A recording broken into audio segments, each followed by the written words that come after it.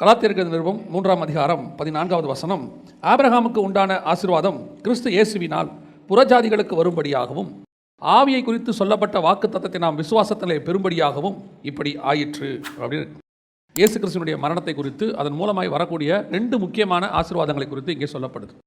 ஒன்று, ஆபிரகாமுக்கு உண்டான ஆசீர்வாதம் கிறிஸ்து இயேசுவினால் புறஜாதிகளுக்கு வரும்படி. 2வது, பரிசுத்த ஆவியை குறித்து சொல்லப்பட்டதான வாக்குத்தத்தம் நிறைவேறும்படி. பொதுவாக ஆசீர்வாதத்தை நாம் எல்லாருமே விரும்புகிறோம். ஆசீர்வாதத்தை விரும்பாதவங்க யாருமே இல்லை, நான் உட்பட. ஆசீர்வாதங்கிறதும் நல்ல வார்த்தை தான், அது கெட்ட வார்த்தைலாம் இல்லைல்ல. ஆனால் ஆசீர்வாதம் என்பது என்னங்கிறது தான் இப்போ இங்கே கேள்வியே.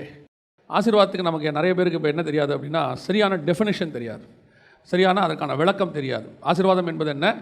இன்றைக்கி பொறுத்த வரைக்கும் ஆசீர்வாதம் என்பது பூமியிலே நாம் மேன்மையாக இருப்பது, ஆசீர்வாதம் என்றால் வசதியாக இருப்பது, புகழோடு இருப்பது, இது எல்லாமே நமக்கு ஆசீர்வாதமாக சொல்லப்படுது. ஆனால் உண்மையான ஆசீர்வாதம் என்ன? வேதம் எதை குறித்து சொல்கிறது? இந்த மேன்மையானது, அதே உலகத்தில் நீங்கள் பணக்காராக இருக்கிறது அப்படின்னா, தேவனுடைய ஜனங்களை விட புறஜாதியார் எப்படி இருக்கிறாங்க? பணக்காராக இருக்காங்க. மேன்மையானது, புகழானது அப்படின்னு கேட்டிங்கன்னா, நம்மை விட எல்லா விதத்திலும் புறஜாதியார் எதில் இருக்கிறாங்க? புகழின் உச்சியில் இருக்காங்க. அது ஸ்போர்ட்ஸாக இருக்கட்டும், அல்லது எஜுகேஷனாக இருக்கட்டும், எது வேணா இருக்கட்டும். நீங்கள் இந்த ஒரு புறஜாதியாருங்கிறத நீங்கள் உடனே கிறிஸ்டியன் இப்படி எடுத்துக்காதீங்க. நான் சொல்கிறது ஆவிக்குரியவர்கள், தேவனை உண்மையாய் தேடுகிறவர்களுக்கும் உண்மையாய் தேடாதவர்களுக்கும். இப்போது உலக பிரகாரமாக ஒரு ஆஸ்கார் அவார்டு வாங்கக்கூடிய மிகப்பெரிய டைரக்டர் இருக்கிறார். அவர் கிறிஸ்டின் தான், பேரளவில் அவர் யார் தான்? கிறிஸ்டியன் தான். ஆனால் அதனால் அவர் என்ன செஞ்சிட முடியாது, நம்ம அவரை கிறிஸ்தவர் ஆக்கிட முடியாது. நம்ம தமிழ்நாட்டில் ஒரு கிறிஸ்தவ ஒருத்தர் நல்ல ஒரு கிறிஸ்தவர் ஒருத்தர் சினிமா பாட்டுக்கு நல்லா பாட்டு ஃபேமஸ் ஆகி இந்தியாவில் ஆஸ்கார் அவார்டு இல்லை ஏதாவது ஒன்று வாங்குறான்னு வச்சுக்கோங்களேன், கிறிஸ்தவராக இருந்து. நாம் இப்போ அவர் அதை என்ன செஞ்சிட முடியாது, கிறிஸ்தவர் நல்ல அவார்டு வாங்கி பெரிய ஆளாக இருக்கிறாருன்னு சொல்ல முடியாது. ஆவிக்குரிய விதத்தில் தான் நம்ம கணக்கு பார்க்கணும். உலக பிரகாரமாய் நான் சொல்கிறது என்பது இந்த கிறிஸ்தவர்கள் அல்லாதவர்களே அல்ல, கிறிஸ்தவர்கள்லேயே தேவனோடு இருக்கிறவர்கள், தேவனோடு கூட இல்லாதவர்கள். அதுதான் நமக்கு ரொம்ப முக்கியம். அப்படி பார்த்தீங்கன்னு சொன்னால், தேவனோடு கூட இருக்கிறவர்களை பார்க்கிலும் ஆவிக்குரியவர்களை பார்க்கிலும் ஆவிக்குரியவர்கள் அல்லாதவர்கள் உலக பிரகாரமாய் பயங்கர ஆசீர்வாதமாக இருக்கிறாங்க, உலக பிரகாரமாய் பயங்கர புகழோடு இருக்கிறாங்க. நம்மளை விட அவங்க அதிக பணம் வச்சுருக்கிறாங்க, எல்லாம் இருக்குது. அப்போது எப்படி வாக்குத்தத்தம் எப்படி நமக்கு நிறைவேறுது? நம்மளை பொறுத்த வரைக்கும் ஆசீர்வாதம்னா ஏதோ ஒரு வீடு வாசலோட நிம்மதியாக இருந்தால் போதும் அப்படின்னு நினைக்கிறோம். இதுவும் உண்மையிலே ஆசீர்வாதமானா, இதுலேயும் நம்மளை விட புறஜாதியார் எப்படி இருக்கிறாங்க? நல்லா தான் இருக்கிறாங்க. நாம் தான் அவங்க வீட்டில் வாடகைக்கு இருக்கிறோம், அவங்க நம்மக்கிட்ட வாடகை வாங்கிட்டு அவங்க நல்லா தான் இருக்கிறாங்க, நாம் தான் வாடகை வீட்டில் இருக்கிறோம். அப்போ வாடகை வீட்டில் இருக்கிற நாம் ஆசீர்வாதம் இல்லைன்னு அர்த்தமா? இல்லை வாடகை வீட்டில் இருக்கிறவங்க ஆசீர்வாதமாக இருக்கிறாங்கன்னு அர்த்தமா? உண்மையிலேயே ஆசீர்வாதம்னா என்ன? இன்றைக்கி கடைசி ஒரு 25-30 வருஷத்தில் சபையினுடைய உபதேசங்கள்லாம் தலைக்கீழ மாறிடுச்சு, மிக கொடூரமான நிலைமைக்கு போயிடுச்சு. அதில் ஒன்று தான் இந்த ஆசீர்வாதங்கிற வார்த்தை படுற பாடு. இன்னொன்று இந்த கிருபைங்கிற வார்த்தை ஒன்று இருக்குது, அது படுற பாடு. அது மாட்டிக்கிட்டு முழிக்குது. ஒரு பக்கம் கிருபை மாட்டிக்கிட்டு முழிக்குது, ஒரு பக்கம் ஆசீர்வாதம் மாட்டிக்கிட்டு முழிக்குது. இது ரெண்டுத்துக்கு நடுவில் நம்ம மாட்டிக்கிட்டு முழிக்கிறோம். ஒரு பக்கம் எது ஆசீர்வாதம், எது கிருபை, அது நமக்கும் தெரிய மாட்டேங்குது, சொல்கிறவங்களுக்கும் தெரிய மாட்டேங்குது. அவங்க கொடுக்குற டெஃபினேஷன் எல்லாம் எங்கேயோ போயிருச்சு, ஒன்றும் சொல்லவே முடியாது. அப்போ உண்மையிலேயே எது ஆசீர்வாதம்னா, கலாத்தியருக்கு 3ஆம் அதிகாரத்தில் ஆண்டவர் தெளிவாக சொல்லுகிறார். 14வது வசனத்தில், ஆபிரகாமுக்கு உண்டான ஆசீர்வாதம் கிறிஸ்து இயேசுவினால் புறஜாதிகளுக்கு வரும்படியாக. இப்போ ஆபிரகாமுக்கு எது ஆசீர்வாதம்? இப்போ அதை பார்க்கணுமே. உடனே இவங்க என்ன செஞ்சிருவாங்க, ஆபிரகாமுடைய ஆசீர்வாதத்தையும் உலக பிரகாரமாக கொண்டாந்துருவாங்க. உலக பிரகாரமாக கொண்டு வந்து பாருங்கள், ஆபிரகாமுக்கு ஆண்டவர் தேசத்தை தருவேன்னு சொன்னார், அது சொன்னார், இது சொன்னார். அப்போ ஆபிரகாமுடைய ஆசீர்வாதம் பூமி தாங்கக்கூடாததாக இருந்தது அப்படின்னு ஆண்டவர் அவனை உலக பிரகாரமான ஆசீர்வாதத்தை சொன்னார். அப்படி பார்த்தீங்கன்னு சொன்னால், ஆபிரகாமின் ஆசீர்வாதம் பூமி தாங்கக்கூடாததாக இருந்ததுன்னா, ஏசாவுடைய ஆசீர்வாதம் அதை விட அதிகமாக இருக்குது. ஏசா என்ன பண்ணிட்டானா, யாக்கோபை விட்டு நான் தனியாக போகிறேன், நீ இங்கே இருந்துக்கோ, ஏன்னா எனக்கு இருக்கிற ஜனத்திரளால் என்ன செய்ய முடியல, அவன் போய் தனி நாடே உருவாக்கிட்டான், சேயீர் தேசத்தையே எடுத்துக்கிட்டான். அப்படி பார்த்தா அவன் ஆசீர்வாதம் இன்னும் உச்சத்தில் இருக்குது. அப்படின்னா நம்ம எதுதான் உண்மையிலே ஆசீர்வாதம்? எது கர்த்தர் ஆபிரகாமுக்கு வாக்குத்தத்தம் பண்ணினது அப்படிங்கிறது தான் நமக்கு கேள்வி. அதை சுதந்திரிக்கும்படி தான் கர்த்தர் உங்களை என்னை வேறு பிரித்து கொண்டாந்துருக்கிறார். ஆபிரகாமை கர்த்தர் உலக பிரகாரமாக ஆசீர்வதிக்கணும்னா, அதுக்கு கானானில் வச்சு தான் ஆசீர்வதிக்கணும்னு அவசியம் இல்லை. பாபிலோனில் வச்சே கர்த்தர் அவனை ஆசீர்வதிச்சிருக்கலாம். மெசொப்பொத்தாமியா தேசத்தில் என்ன பண்ணியிருக்கலாம், அங்கே வச்சு அவனை ஆசீர்வதிச்சிருக்கலாம். எதுக்கு ஈராக்லேருந்து இஸ்ரவேலுக்கு கூட்டிகிட்டு வராரு? இஸ்ரவேலுக்கு வருவது என்பது தான் ஆவிக்குரிய அர்த்தம். அவனை அங்கே வச்சு ஆசீர்வதிச்சா அது உலக ஆசீர்வாதம். அவனை இஸ்ரவேலுக்கு கூட்டிகிட்டு வரணும். இஸ்ரவேலுக்குள்ளே வச்சு ஆசீர்வதிப்பது என்பது தான் தேவனுடைய மகா பெரிய திட்டம். அதுவும் இஸ்ரவேல் என்பது எதற்கான அடையாளம், கானான் என்பது எதற்கான அடையாளம், அங்கே ஆண்டவர் அவனுக்கு கொடுக்குற ஆசீர்வாதம் எதை குறித்து, அதை தான் சுதந்திரிக்க போகிறோம். புது வருஷத்தில் நீங்களும் நுழைஞ்சிருக்கும் போது உங்களுக்கும் கண்டிப்பாக இருக்கும், ஒரு மனசில் இருக்கும், 2023 எப்படி இருக்குமோ, 22 மாதிரி இருக்குமா, 22 விட நல்லா இருக்குமா? கன்ஃபார்மாக 22 மாதிரி இருக்காது. 22 21 மாதிரி இல்லை, 21 20 மாதிரி இல்லை, பழசு மாதிரி இன்னொன்று இருக்கவே. நியூ எக்ஸ்பீரியன்ஸ் தான், ஒவ்வொன்றும் புதுசு புதுசாக தான் இருக்குது. 23, 22 மாதிரி இருக்காது. இது கொஞ்சம் வேறு மாதிரி தான் இருக்கும். 23 மாதிரி 24 இருக்காது. அது வேறு மாதிரி இருக்கும். நமக்கு எதுக்கு அது எப்படி இருக்குதுன்ற கவலை? அது இருந்துட்டு போட்டோம். அது பாட்டுன்னு ஒரு பக்கம் இருக்கும். நம்ம கொரோனாவே கிராஸ் பண்ணி நல்லபடியாக வந்து சேர்ந்துட்டோம் இல்லையா? அப்போ நீங்கள் சந்தோஷப்படணும். ஆமென். இதை விட மோசம் வரும், அதையும் கிராஸ் பண்ணுவோம் இல்லையா? செங்கடலே வந்தாலும் கிராஸ் பண்ணுறோம். நமக்கு முன்னாடி ஒருத்தர் போயிட்டு இருக்கிறார், அவர் நம்மை கிராஸ் பண்ண வைப்பார். இவ்வளோத்துக்கும் நடுவுலையே கிராஸ் பண்ணிருச்சு. அதனால் யார் இருக்கணும் யார் இருக்கக்கூடாதுங்கிறதுலாம் கர்த்தர் கரத்தில் இருக்குது. நம்ம அதை பற்றிலாம் கவலைப்பட வேண்டாம். நமக்கு முன்பாக நியமிக்கப்பட்ட பட்டணத்துக்கு நேராக போய் அதை பிடிக்கணும், அவ்வளோதான். எரிகோ விழுமா விழாதா அந்த கவலைலாம் நமக்கு வேணாம். நம்ம சுற்றிக்கிட்டே இருப்போம், ஒரு நாள் விழும், நாம் ஏறி போய் பிடிக்க போகிறோம். அப்போ ஆபிரகாமுக்கு கர்த்தர் சொன்ன ஆசீர்வாதம் என்ன? எதை பற்றி ஆண்டவர் பேசுகிறார்? வாசிங்க. கலாத்தியர் நிருபம் 3ஆம் அதிகாரம் 16ஆம் வசனத்தில் ஆபிரகாமுக்கு உண்டான ஆசீர்வாதம் கிறிஸ்து இயேசுவினால் புறஜாதிகளுக்கு வரும்படியாக இப்படி ஆயிற்று அப்படின்னு இருக்கும். இந்த ஆபிரகாமுடைய ஆசீர்வாதம் புறஜாதிகளுக்கு அப்படின்னு வரும்போது, இந்த ஆபிரகாமின் சந்ததி எது, புறஜாதி எது அப்படிங்கிறத கொஞ்சம் நம்ம ஃபஸ்ட்டு புரிஞ்சிடணும். வேதாகமத்தில் சொன்னதை நான் உங்களுக்கு சொல்கிறேன், ஃபஸ்ட்டு புரிஞ்சிடணும். ஆபிரகாமின் சந்ததி என்பது ஈசாக்கு, யாக்கோபு, நம்ம எல்லாருக்கும் தெரியும், பைபிளில் இருக்கு இல்லையா? இது உலக பிரகாரமாக ஆபிரகாமின் சந்ததி, அதில் எந்த மாற்று கருத்தும் இல்லை. ஆனால் உண்மையிலேயே சொல்லணும்னா ஆபிரகாமுக்கு ஆவிக்குரிய விதத்தில் அவனுடைய சந்ததியாக இருக்கிறது யாருன்னு கேட்டிங்கன்னா புறஜாதியார் தான் அவனுடைய சந்ததியாக இருக்கிறார்கள். நான் சொல்கிறது உங்களுக்கு புரியுதா? வாசிங்க. கலாத்தியர் நிருபம் 4ஆம் அதிகாரம் 22 முதல் 26 வரை வாசிங்க. ஆபிரகாமுக்கு 2 குமாரர் இருந்தார்கள் என்று எழுதியிருக்கிறது. ஒருவன் அடிமையானவளிடத்தில் பிறந்தவன், ஒருவன் சுயாதீனம் உள்ளவளிடத்தில் பிறந்தவன். அடிமையானவளிடத்தில் பிறந்தவன் மாம்சத்தின்படி பிறந்தான், சுயாதீனம் உள்ளவளிடத்தில் பிறந்தவன் வாக்குத்தத்தத்தின்படி பிறந்தான். இவைகள் ஞான அர்த்தமுள்ளவைகள். அந்த ஸ்திரீகள் 2 ஏற்பாடுகளாம். ஒன்று சீனாய் மலையில் உண்டான ஏற்பாடு, அது அடிமைத்தனத்திற்குள்ளாக பிள்ளை பெறுகிறது. அது ஆகார் என்பவள் தானே. ஆகார் என்பது அரபி தேசத்தில் உள்ள சீனாய் மலை. அந்த ஆகார் இப்பொழுது இருக்கிற எருசலேமுக்கு சரி. இவள் தன் பிள்ளைகளோட கூட அடிமைப்பட்டிருக்கிறாளே. இப்பொழுது இருக்கிற எருசலேம், அதாவது இஸ்ரவேல் தேசத்தில் இருக்கிற எருசலேமுக்கு ஞானார்த்தமாய் சொல்றார் அவர். இப்போ இருக்கிற இஸ்ரவேலர்கள், இன்னைக்கு இருக்கிற யூதர்கள், ஆவிக்குரியபடி நீங்க தியானிச்சீங்கன்னா அவங்க ஆகாருடைய சந்ததி இஸ்மவேலுக்கு ஈக்குவல் ஆனவங்க அப்படின்னு எழுதுறார். தொடர்ந்து வாசிங்க. மேலான எருசலேமோ சுயாதீனம் உள்ளவள், அவளே நாம் எல்லாருக்கும் தாயானவள்.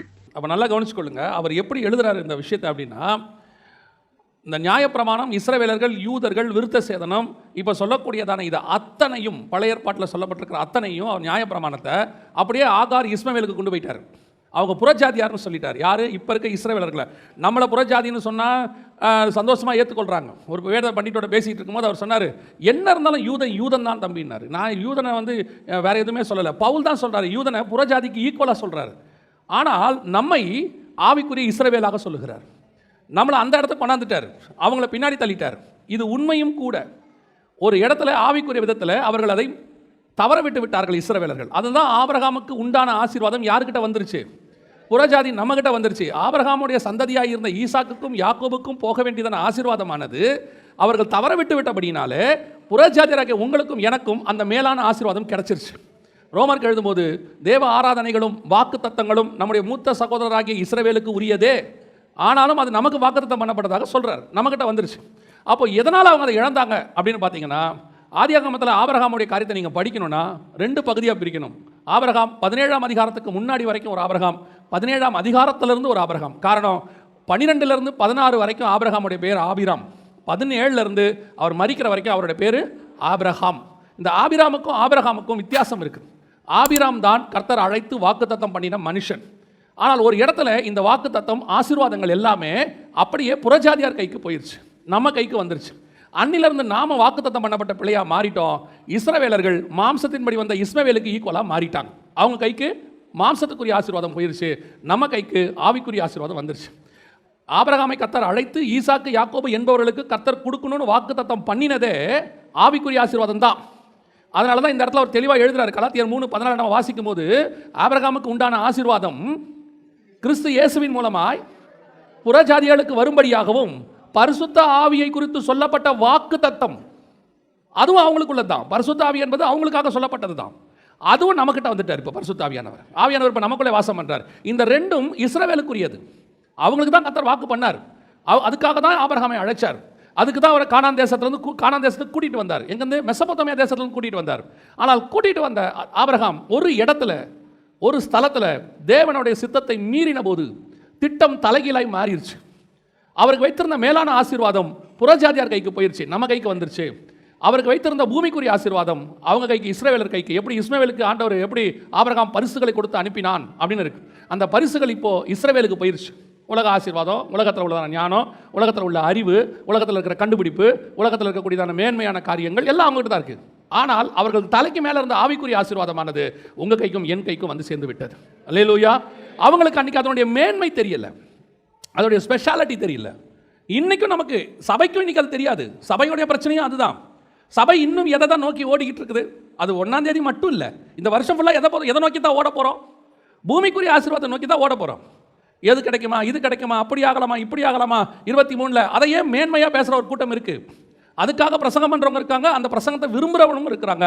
அதுதான் ஞானம்னு சொல்கிறவங்க இருக்காங்க, மோட்டிவேஷனல் ஸ்பீச்சுன்னு சொல்கிறாங்க. இது உண்மையை சொல்கிறவங்களை வந்து எதுக்கு இப்படி தேவையில்லாமல் பேசி ஜனங்களை வருத்தப்படுத்தணும்? உண்மை சொல்வது எப்படி வருத்தமாகும்? உண்மை தான், அது வருத்தம் அதெல்லாம் கிடையாது. அதை ஏற்றுக்கொள்ள வேண்டியது நிஜம், அவ்வளோதான். ஃபேக்ட் என்னவோ அதை சொல்லும் போது அது கஷ்டமாக இருக்கும், சில நேரத்தில் சந்தோஷமாக இருக்கும், எப்படி வேணாலும் இருக்கும். ஆனால் பொய் சொல்லும் போது கேட்கறதுக்கு சந்தோஷமாக தான் இருக்கும். அதுக்காக பொய்யை சொல்லிகிட்டே இருக்க முடியாது. இப்போ உங்களுக்கு எனக்கும் ஆபிரகாமுக்கு உண்டான ஆசீர்வாதம் எப்படி புறஜாதிகளுக்கு வந்துச்சு, என்ன ஆசீர்வாதம் வந்துச்சு, அதான் ரொம்ப முக்கியம். வாசிங்க 12ஆம் அதிகாரம் ஆதியாகமத்தின் புஸ்தகம் 1-2 வசனங்களை வாசிங்க. கர்த்தர் ஆபிராமை நோக்கி, நீ உன் தேசத்தையும் உன் இனத்தையும் உன் தகப்பனுடைய வீட்டையும் விட்டு புறப்பட்டு நான் உனக்கு காண்பிக்கும் தேசத்துக்கு போ. நான் உன்னை பெரிய ஜாதியாக்கி உன்னை ஆசீர்வதித்து உன் பேரை பெருமைப்படுத்துவேன். நீ ஆசீர்வாதமாய் இருப்பாய். உன்னை ஆசீர்வதிக்கிறவர்களை ஆசீர்வதிப்பேன், உன்னை சபிக்கிறவனை சபிப்பேன். பூமியில் உள்ள வம்சங்கள் எல்லாம் உனக்குள் ஆசீர்வதிக்கப்படும் என்றார். இந்த ஆசீர்வாதத்தை இது எப்படி எடுத்துக்கணும்?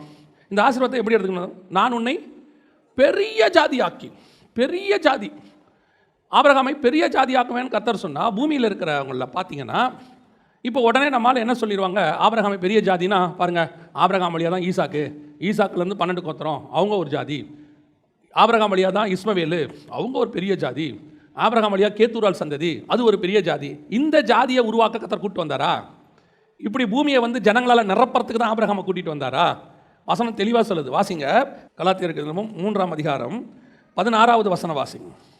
ஆபிரகாமுக்கும் அவனுடைய சந்ததிக்கும் வாக்கு தத்தங்கள் பண்ணப்பட்டன.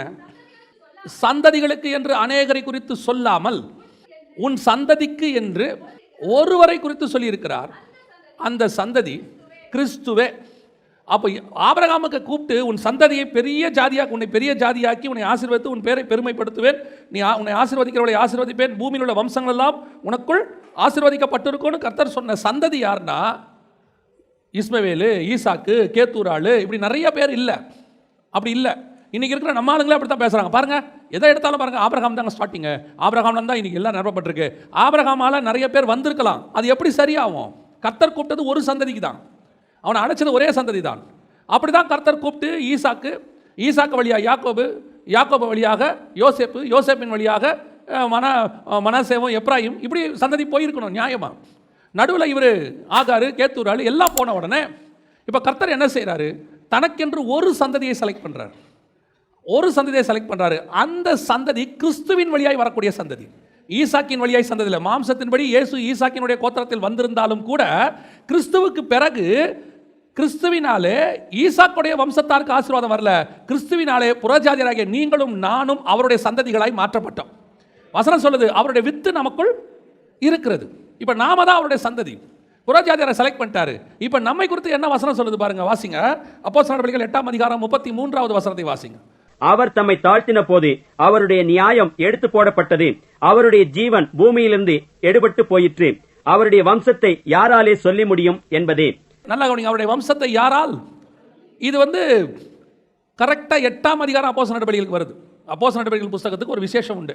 என்னன்னு கேட்டால், 1ஆம் அதிகாரத்தில் ஆண்டவர் சொல்லும்போது, அப்போஸ்தலர் நடவடிக்கைகளில் சொல்லும்போது, நீங்கள் போய் எருசலேமிலும் யூதேயாவிலும் சமாரியாவிலும் பூமியின் கடைசி பரியந்தமும் எனக்கு, மொத்தம் அப்போஸ்தலர் நடவடிக்கைகள் 28 அதிகாரம் 1 முதல் 7 வரைக்கும் நீங்கள் பார்த்தீங்கன்னு சொன்னால் எருசலேமிலும் யூதேயாவிலும் சாட்சியாக இருப்பார்கள். 8 முதல் 17 வரைக்கும் 8வது வசனத்தில் சமாரியாவுக்கு போயிடும். அதுக்கப்புறம் சமாரியாவுக்குள்ளே போயிடும். 8ஆம் அதிகாரம் தான் வெரி இம்பார்ட்டன்ட்.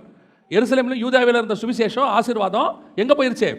சமாரியாவுக்கு போயிடும். 8ஆம் அதிகாரம் 3ஆம் வசனத்தில் பார்த்தீங்கன்னா சிதறி போனவர்கள் சமாரியாவிலிருந்து எல்லாம் நடக்கும்னு வசனம் சொல்லும். 17ஆம் வசனம் வரைக்கும் சமாரியாவில் இருக்கும். கரெக்டாக 18ஆம் அதிகாரத்திலிருந்து பவுல் சொல்வார், நான் புறஜாதிக்கிட்ட போயிடுவார். அதுக்கப்புறம் புறஜாதியிலிருந்து 28ஆம் அதிகாரம் 19ஆம் அதிகாரத்தில் 28ஆம் அதிகாரம் வரைக்கும் கரெக்டாக 19 28 வரைக்கும் புறஜாதிக்கிட்டு போயிடும், உலகத்துக்கு போயிடும். கரெக்டாக அந்த ஒரு வசனம் 3 பகுதியில் நிறைவேறிடும். இப்போ இந்த வசனம் எந்த பகுதியில் வருதுன்னு கேட்டிங்கன்னா, சமாரியாவில் புறஜாதியாருக்கு போகிற இடத்துக்கு வருது. யார் சொல்கிறது? காந்தாக மந்திரி சொல்கிறார். இந்த வசனம் யார் வாசிக்கிறது? காந்தாக மந்திரி வாசிக்கிறார். எதை பற்றி சொல்லப்பட்டிருக்கு? ஏசாயா தீர்க்க தரிசன புஸ்தகம் 53ஆம் அதிகாரத்தில் சொல்லப்பட்டதான தீர்க்க தரிசனம் நிறைவேறுதல். ஏசாயா 53:8 இந்த தீர்க்க தரிசனம் இருக்கு. இதை வாசிச்சுட்டு அவர் கேட்குறாரு, யாரை குறித்து தீர்க்கதரிசி இப்படி சொல்லுகிறார்? எவ்வளோ தெளிவாக கேள்வி இருக்கு பாருங்க. இப்போ இது யாரை பற்றி சொல்லியிருக்கிறாரு? அவருக்கு ஏசாயா தீர்க்கதரிசின்னு தெரியுது, இயேசு கிறிஸ்துவ தெரியல. இப்போ எல்லாம் சொல்கிறாரு. அதுக்கப்புறம் யாரை குறித்து சொல்லியிருக்கிறாருன்னு சொல்லிட்டு அதுக்கப்புறம் அடுத்த அவர் ஞானஸ்தானத்துக்குள்ளே போயிடுறாங்க. நல்ல கவனிங், இந்த சந்ததி யார்? அவர் வம்சத்தை யாரால் எண்ண முடியும் அப்படின்னு கேட்டிங்கன்னா, வெளிப்படுத்தின விசேஷத்தில் இஸ்ரவேல் சந்ததியை எண்ண முடியுது. இஸ்ரவேல் சந்ததியை எண்ண முடியுது. 7ஆம் அதிகாரம் வெளிப்படுத்தின விசேஷம் 1 முதல் 8 வசனத்தில் வாசித்து பார்த்தீங்கன்னு சொன்னால், எத்தனை ஆயிரம் பேர் இஸ்ரவேலர்கள் மீந்திருந்தார்கள்னு வசனம் சொல்லுது. அங்கே வசனம் தெளிவாக சொல்லப்பட்டிருக்கு. எத்தனை ஆயிரம் பேர் இஸ்ரவேலிலே மீந்திருந்தார்கள்? யூதா கோத்திரத்தில் 12000 அப்படிதானே இருக்குது. ஒவ்வொரு கோத்திரத்திலும் 12000 மொத்தம் 1,44,000 பேர் இருக்கு. சரியா புதிய எருசலேமுடைய அகலத்தை நீங்க பார்த்தீங்கன்னு சொன்னா அதே கணக்கில் வந்து நிற்கும். ஸோ இஸ்ரவேல் கோத்திரத்தை கடைசி நாட்களில் வருகை வரும்போது எண்ண முடியுது. எவ்வளோ இருக்குது?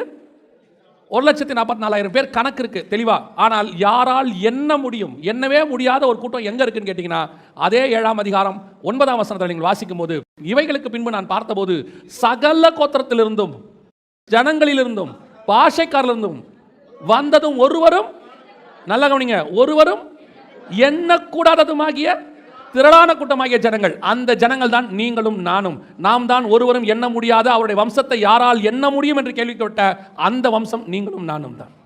அல்லேலூயா. அதைத்தான் கர்த்தர் உங்களை என்னையும் தான் அந்த இடத்துல சொல்றார். 7ஆம் அதிகாரம் 9ஆம் வசனத்தில் சொல்லப்படுறது சிங்காசனத்துக்கு முன்பாக நிற்கிற கூட்டம். இந்த கூட்டத்தை பற்றி வசனம் தெரியும். அதே 1 முதல் 8 வரைக்கும் இஸ்ரவேல் வம்சத்தை எண்ண முடியுது. ஆனால் 9 இருக்கிற வம்சத்தை எண்ண முடியல. ஒருவரும் எண்ண முடியாத திரளான கூட்டமாகிய ஜனங்கள். அப்ப கர்த்தர் ஆபிரகாமுக்கு வாக்கு பண்ணினது யாரை தெரியுமா? பெரிய ஜாதி ஆக்குவேன், உன் வம்சத்தை யாரால் எண்ண முடியும்னு கர்த்தர் சொன்னது ஆரம்பத்தில் சொன்னது இஸ்ரவேலர்களுக்கு தான். ஆண்டவர் சொல்லும் போது சொல்றாரு, உன் சந்ததி வானத்து நட்சத்திரத்தை போல் இருக்கும், ஒருவரும் எண்ண கூடுமானால் அதை எண்ணு. 15ஆம் அதிகாரம் ஆதியாகமத்தின் புத்தகம் 5வது வசனத்தில் அவர் அவனை வெளியே அழைத்து, நீ வானத்தை அண்ணாந்து பார், நட்சத்திரங்களை எண்ண கூடுமானால் எண்ணு, உன் சந்ததி அவ்வண்ணமாய் இருக்கும். அவ்வளவுதான். 15ஆம் அதிகாரம் வரைக்கும் தான் இது வாக்குத்தத்தம். 16ஆம் அதிகாரத்தில் ஆகார் வராங்க. எப்ப இஸ்மவேல் உள்ளே வந்தானோ 22:17 சொல்லுது, உன் சந்ததியை வானத்து நட்சத்திரத்தை போலவும் கடற்கரை மணலை போலவும். அதுக்கப்புறம் யாக்கோபு சொல்லிட்டான் இஸ்ரவேலை பார்த்து, இது கடற்கரை மணல் சந்ததி. வசனம் சொல்லுது ஓசியா 1:10, இது கடற்கரை மணல் சந்ததி. அப்படியானால் எண்ண முடியாத வானத்தின் நட்சத்திரங்களைப் போல இருந்து வாக்குத்தத்தம் பண்ணப்பட்டது இஸ்ரவேலுக்கே, அவங்களுக்குரியது தான். ஆனால் இந்த வாக்குத்தத்தம், இந்த ஆசீர்வாதமானது கிறிஸ்து இயேசுவினாலே புறஜாதியராகிய உங்களுக்கும் எனக்கும் யாரால் எண்ண முடியும், அவர் வம்சத்தை யாரால் எண்ண முடியும் என்று அந்த ஆசீர்வாதம் உங்களுக்கும் எனக்கும் கர்த்தர் கொடுத்து விட்டார். இப்போ நீங்களும் நானும் தான் வெளிப்படுத்தின விசேஷம் 7:9 சிங்காசனத்துக்கு முன்பாக பரலோகத்தில் நிற்கிற கூட்டத்தில் இருக்கிறோம். இதுதான் ஆபிரகாமுக்கு கர்த்தர் கொடுத்த ஆசீர்வாதம். இன்னைக்கும் எது ஆசீர்வாதம்? இன்றைக்கி எது ஆசீர்வாதம்? உலக பிரகாரமாக பிள்ளை பிறந்து ஆசீர்வாதமாக இருக்குது. ஒரு பிள்ளை இல்லாதது எப்படிங்க? பிள்ளை இல்லைன்னா அது ஆசீர்வாதமே கிடையாதுங்க. ஒரு வீடு ஃபுல்ஃபில்மெண்ட்னா பிள்ளை இருக்கணும், பிள்ளை இல்லாட்டி அப்படின்னு. ஆனால் அதே கலாத்தியருக்கு 4ஆம் அதிகாரத்தில் எழுதும்போது 27வது வசனம் வாசிங்க. அந்தபடி பிள்ளை பெறாத மலடியே மகிழ்ந்திரு, கர்ப்பவேதனை படாதவளே களிப்பா. இது என்னங்க புதுசாக இருக்கு? இது என்ன புதுசாக இருக்கு? பிள்ளை பெறாத மலடியே மகிழ்ந்து களிகூறு. இன்னைக்கும் சபையில் பிள்ளை பெறாவிட்டால் அது ஆசீர்வாதம் இல்லை. கர்த்தர் ஏன் கொடுக்கல, ஏன் கொடுக்குறாருங்கிறது விஷயம் வேற. கர்த்தர் இன்னைக்கு புதிய ஏற்பாட்டை பொறுத்த வரைக்கும் பிள்ளை பெறுதல் என்பது ஆசீர்வாதம் இல்லை, சாபமும் இல்லை. உடனே அவர் ஆசீர்வாதம் இல்லை சாபம்னு சொல்லிட்டாருன்னு சொல்லிடாதீங்க. பூமிக்குரிய ஆசீர்வாதம் இருக்கு, 16 பெற்று பெருவாழ்வு வாழ்வு, அதில் பிள்ளை செல்வமும் ஒன்று. நம்மால் 16 பிள்ளை நினச்சிக்கிட்டான், அப்படி நினச்சவனும் இருக்கான். ஒரு 20-30 வருஷத்துக்கு முன்னாடி 16 பிள்ளை நினச்சிட்டான், அப்படி நினச்சவங்களும் இருக்காங்க. 16 செல்வம்ன்றாங்க, அப்படி நினச்சவங்களும் இருக்கிறாங்க. ஆனால் எப்போ நீ கிறிஸ்து இயேசுவின் வம்சத்துக்குள்ளே வந்துட்டியோ, இப்போ நீங்களும் நானும் எப்படி கிறிஸ்துவுக்கு மாம்சத்தின்படி பிள்ளைகள் இல்லை. கிறிஸ்துவின் வித்து நமக்குள்ள இருக்குதுன்னா கிறிஸ்துவனுடைய மாம்ச வித்து அல்ல, கிறிஸ்துவனுடைய ஆவிக்குரிய வித்து நமக்குள்ள இருக்கிறது. அப்போ நீங்களும் நானும் அவருக்கு ஆவிக்குரிய பிள்ளைகள் ஆன மாதிரி புதிய ஏற்பாட்டிலும் கர்த்தர் உங்களுக்கு எனக்கு நிறைய ஆவிக்குரிய பிள்ளைகளை வச்சிருக்கிறார். நீங்களும் நானும் ஆவிக்குரிய பிள்ளைகளை பெற்றெடுக்க முடியும். நீங்கள் சுவிசேஷம் சொல்லி ஏற்றுக்கொள்கிற ஒவ்வொரு பிள்ளையும் உன் ஆவிக்குரிய பிள்ளை தான். கர்த்தர் உன்னை ஆவிக்குரிய தகப்பனாக வச்சிருக்கிறார். எவ்வளோ பெரிய ஆசீர்வாதம் பாருங்க. மாம்ச பிரகாரமாக இருக்கிற பிள்ளையை நீங்கள் பிறந்துட்டா கடைசி காலத்தில் பிள்ளை பிறந்த அத்தனை பேருக்கும் இருக்கிற எல்லாருக்கும் ஒரு கவலை. யார் வேணால் பாருங்கள் வந்து பண்ணுற ஜப குறிப்பில் ஒரு ஜப குறிப்பு, பிள்ளைங்க ரட்சிக்கப்படணும்னு கொஞ்சம் ஜெபம் பண்ணுங்க, பிள்ளைங்க ஆண்டவர் விட்டு தூரமாக இருக்கிறாங்க, எல்லாரும் ஆண்டவருக்குள்ளே வரணும்னு ஜெபம் பண்ணுங்க. ஆண்டவருக்குள்ளே இருக்கிறவங்களும் இருக்கிறாங்க, நான் சொல்கிறது ஆவிக்குரியவங்கள சொல்கிறேன். ஆனால் நீங்கள் பெறும்போதே ஆவிக்குரிய பிள்ளையாக பெற்றுட்டீங்கன்னு வச்சுக்கோங்க. நான் மாம்சத்தில் சொல்கிறேன், ஆவியில் சொல்கிறேன். சுவிசேஷம் சொல்லி உன் பிள்ளை பிறக்கும் போதே ஆவிக்குரிய பிள்ளையா கிறிஸ்துவுக்குள்ளே பிறந்துடும், உனக்கு கவலையே இருக்காது. அதை காட்டிலும் பிள்ளை பெறாத மலடியே என்ன மகிழ்ந்து கழி கொடுத்து தெரியுமா? ஒரு ஆத்மா ரட்சிக்கப்பட்ட உடனே ஒரு பிள்ளையை நான் கிறிஸ்துவுக்கு என்று பரலோகத்துக்கு பெற்று எடுத்துட்டேன், என் பிள்ளை பரலோகத்துக்கு போக போகுது. பிறக்கும் போதே பரலோகத்துக்கு ஒரு பிள்ளை. இப்போ நம்ம ஆவிக்குரிய மாம்சத்தில் பிள்ளை பிறக்கும் போது பிறந்து அது ரட்சிக்கப்பட்டு ஞானஸ்நானம் எடுத்து கடைசி வரைக்கும் கிறிஸ்துவுக்குள்ளே நிற்கணுமே வர வரைக்கும், அதுவே நமக்கு ஒரு பெரிய பேர்டனாக மாறிடுது, பெரிய பேர்டன். மாம்சத்தில் பிறந்ததுனால நமக்கு அந்த பிள்ளைகள் மேலே கண்டிப்பாக என்ன இருக்குது? ஒரு அன்பு இருக்குது, அது இல்லாமல் மாற்றவே முடியாது. நம்ம ஜப குறிப்பில் அது ஒன்று இருக்குது, என் பிள்ளைங்க ரட்சிக்கப்படணும், என் பிள்ளைங்க கடைசி வரைக்கும் ஆண்டவருக்குள்ள நிற்கணும். அது ஒரு ஓரமாக இருக்குது. இதுதான் நம்முடைய ஃபைனல் டெஸ்டினேஷன். கடைசியாக நம்முடைய ஆசை என்ன? நம்ம பிள்ளைங்க ரட்சிக்கப்பட்டு கர்த்தருக்குள்ளே வரணும். ஆனால் ஆவிக்குரிய பிள்ளையை பெற்றெடுக்கும் போது பிறக்கும் போதே உன்னுடைய ஆசீர்வாதம் எங்கே ஆரம்பிக்குதுன்னா, மாம்ச பிள்ளைக்கு எது முடிவோ அதுதான் ஆவிக்குரிய பிள்ளைக்கு ஆரம்பமே. மாம்ச பிள்ளை ரட்சிக்கப்படணுங்கிறது நம்முடைய முடிவு. ஆனால் ஆவிக்குரிய பிள்ளை பிறக்கும் போதே ஆவியில் பிறக்குது, அதனுடைய ஸ்டார்டிங் அப்படி ஆயிடுது. அதுக்கப்புறம் அந்த பிள்ளை ஊழியக்காரனானா அது இன்னொரு ஆசீர்வாதம். அவனுக்கு வல்லமுள்ள ஊழியக்காரன் ஆகிட்டானா நமக்கே ஒரு பெரிய சந்தோஷம். நம்மளே அவன் சொல்கிறானே இல்லையோ நம்ம சொல்லிப்போம். என்ன சொல்லுவோம் தெரியுமா?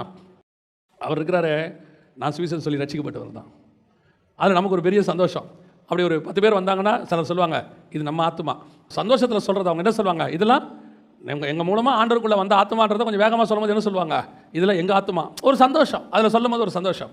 அப்போது கிறிஸ்து இயேசுவின் மூலமாக நமக்கு வர வேண்டிய ஆபிரகாமின் ஆசீர்வாதம் எது? மாம்ச பிள்ளை அல்ல, ஆவிக்குரிய பிள்ளை. உனக்கு பிள்ளை பிறக்கலன்னு கவலைப்படுறியா? கர்த்தர் கொடுத்தா சோத்திரம், பிறக்காவிட்டால் கவலையப்படாத.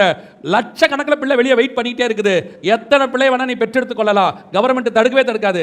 உலக கவர்மெண்ட் 2க்கு மேலே வேணாங்கிறது, நம்ம கவர்மெண்ட் நீ கொடுத்துக்கிட்டே இருக்குது. எவ்வளோ பிள்ளை பெற்றெடுக்கணும் பெற்றெடுத்துக்கிட்டே இருக்குது. அத்தனைக்கு பரலோகத்தில் இடம் இருக்குது. பாருங்க, 2க்கு மேலே பார்த்தா சோறு போடுறதுக்கு கவர்மெண்ட் யோசிக்குது.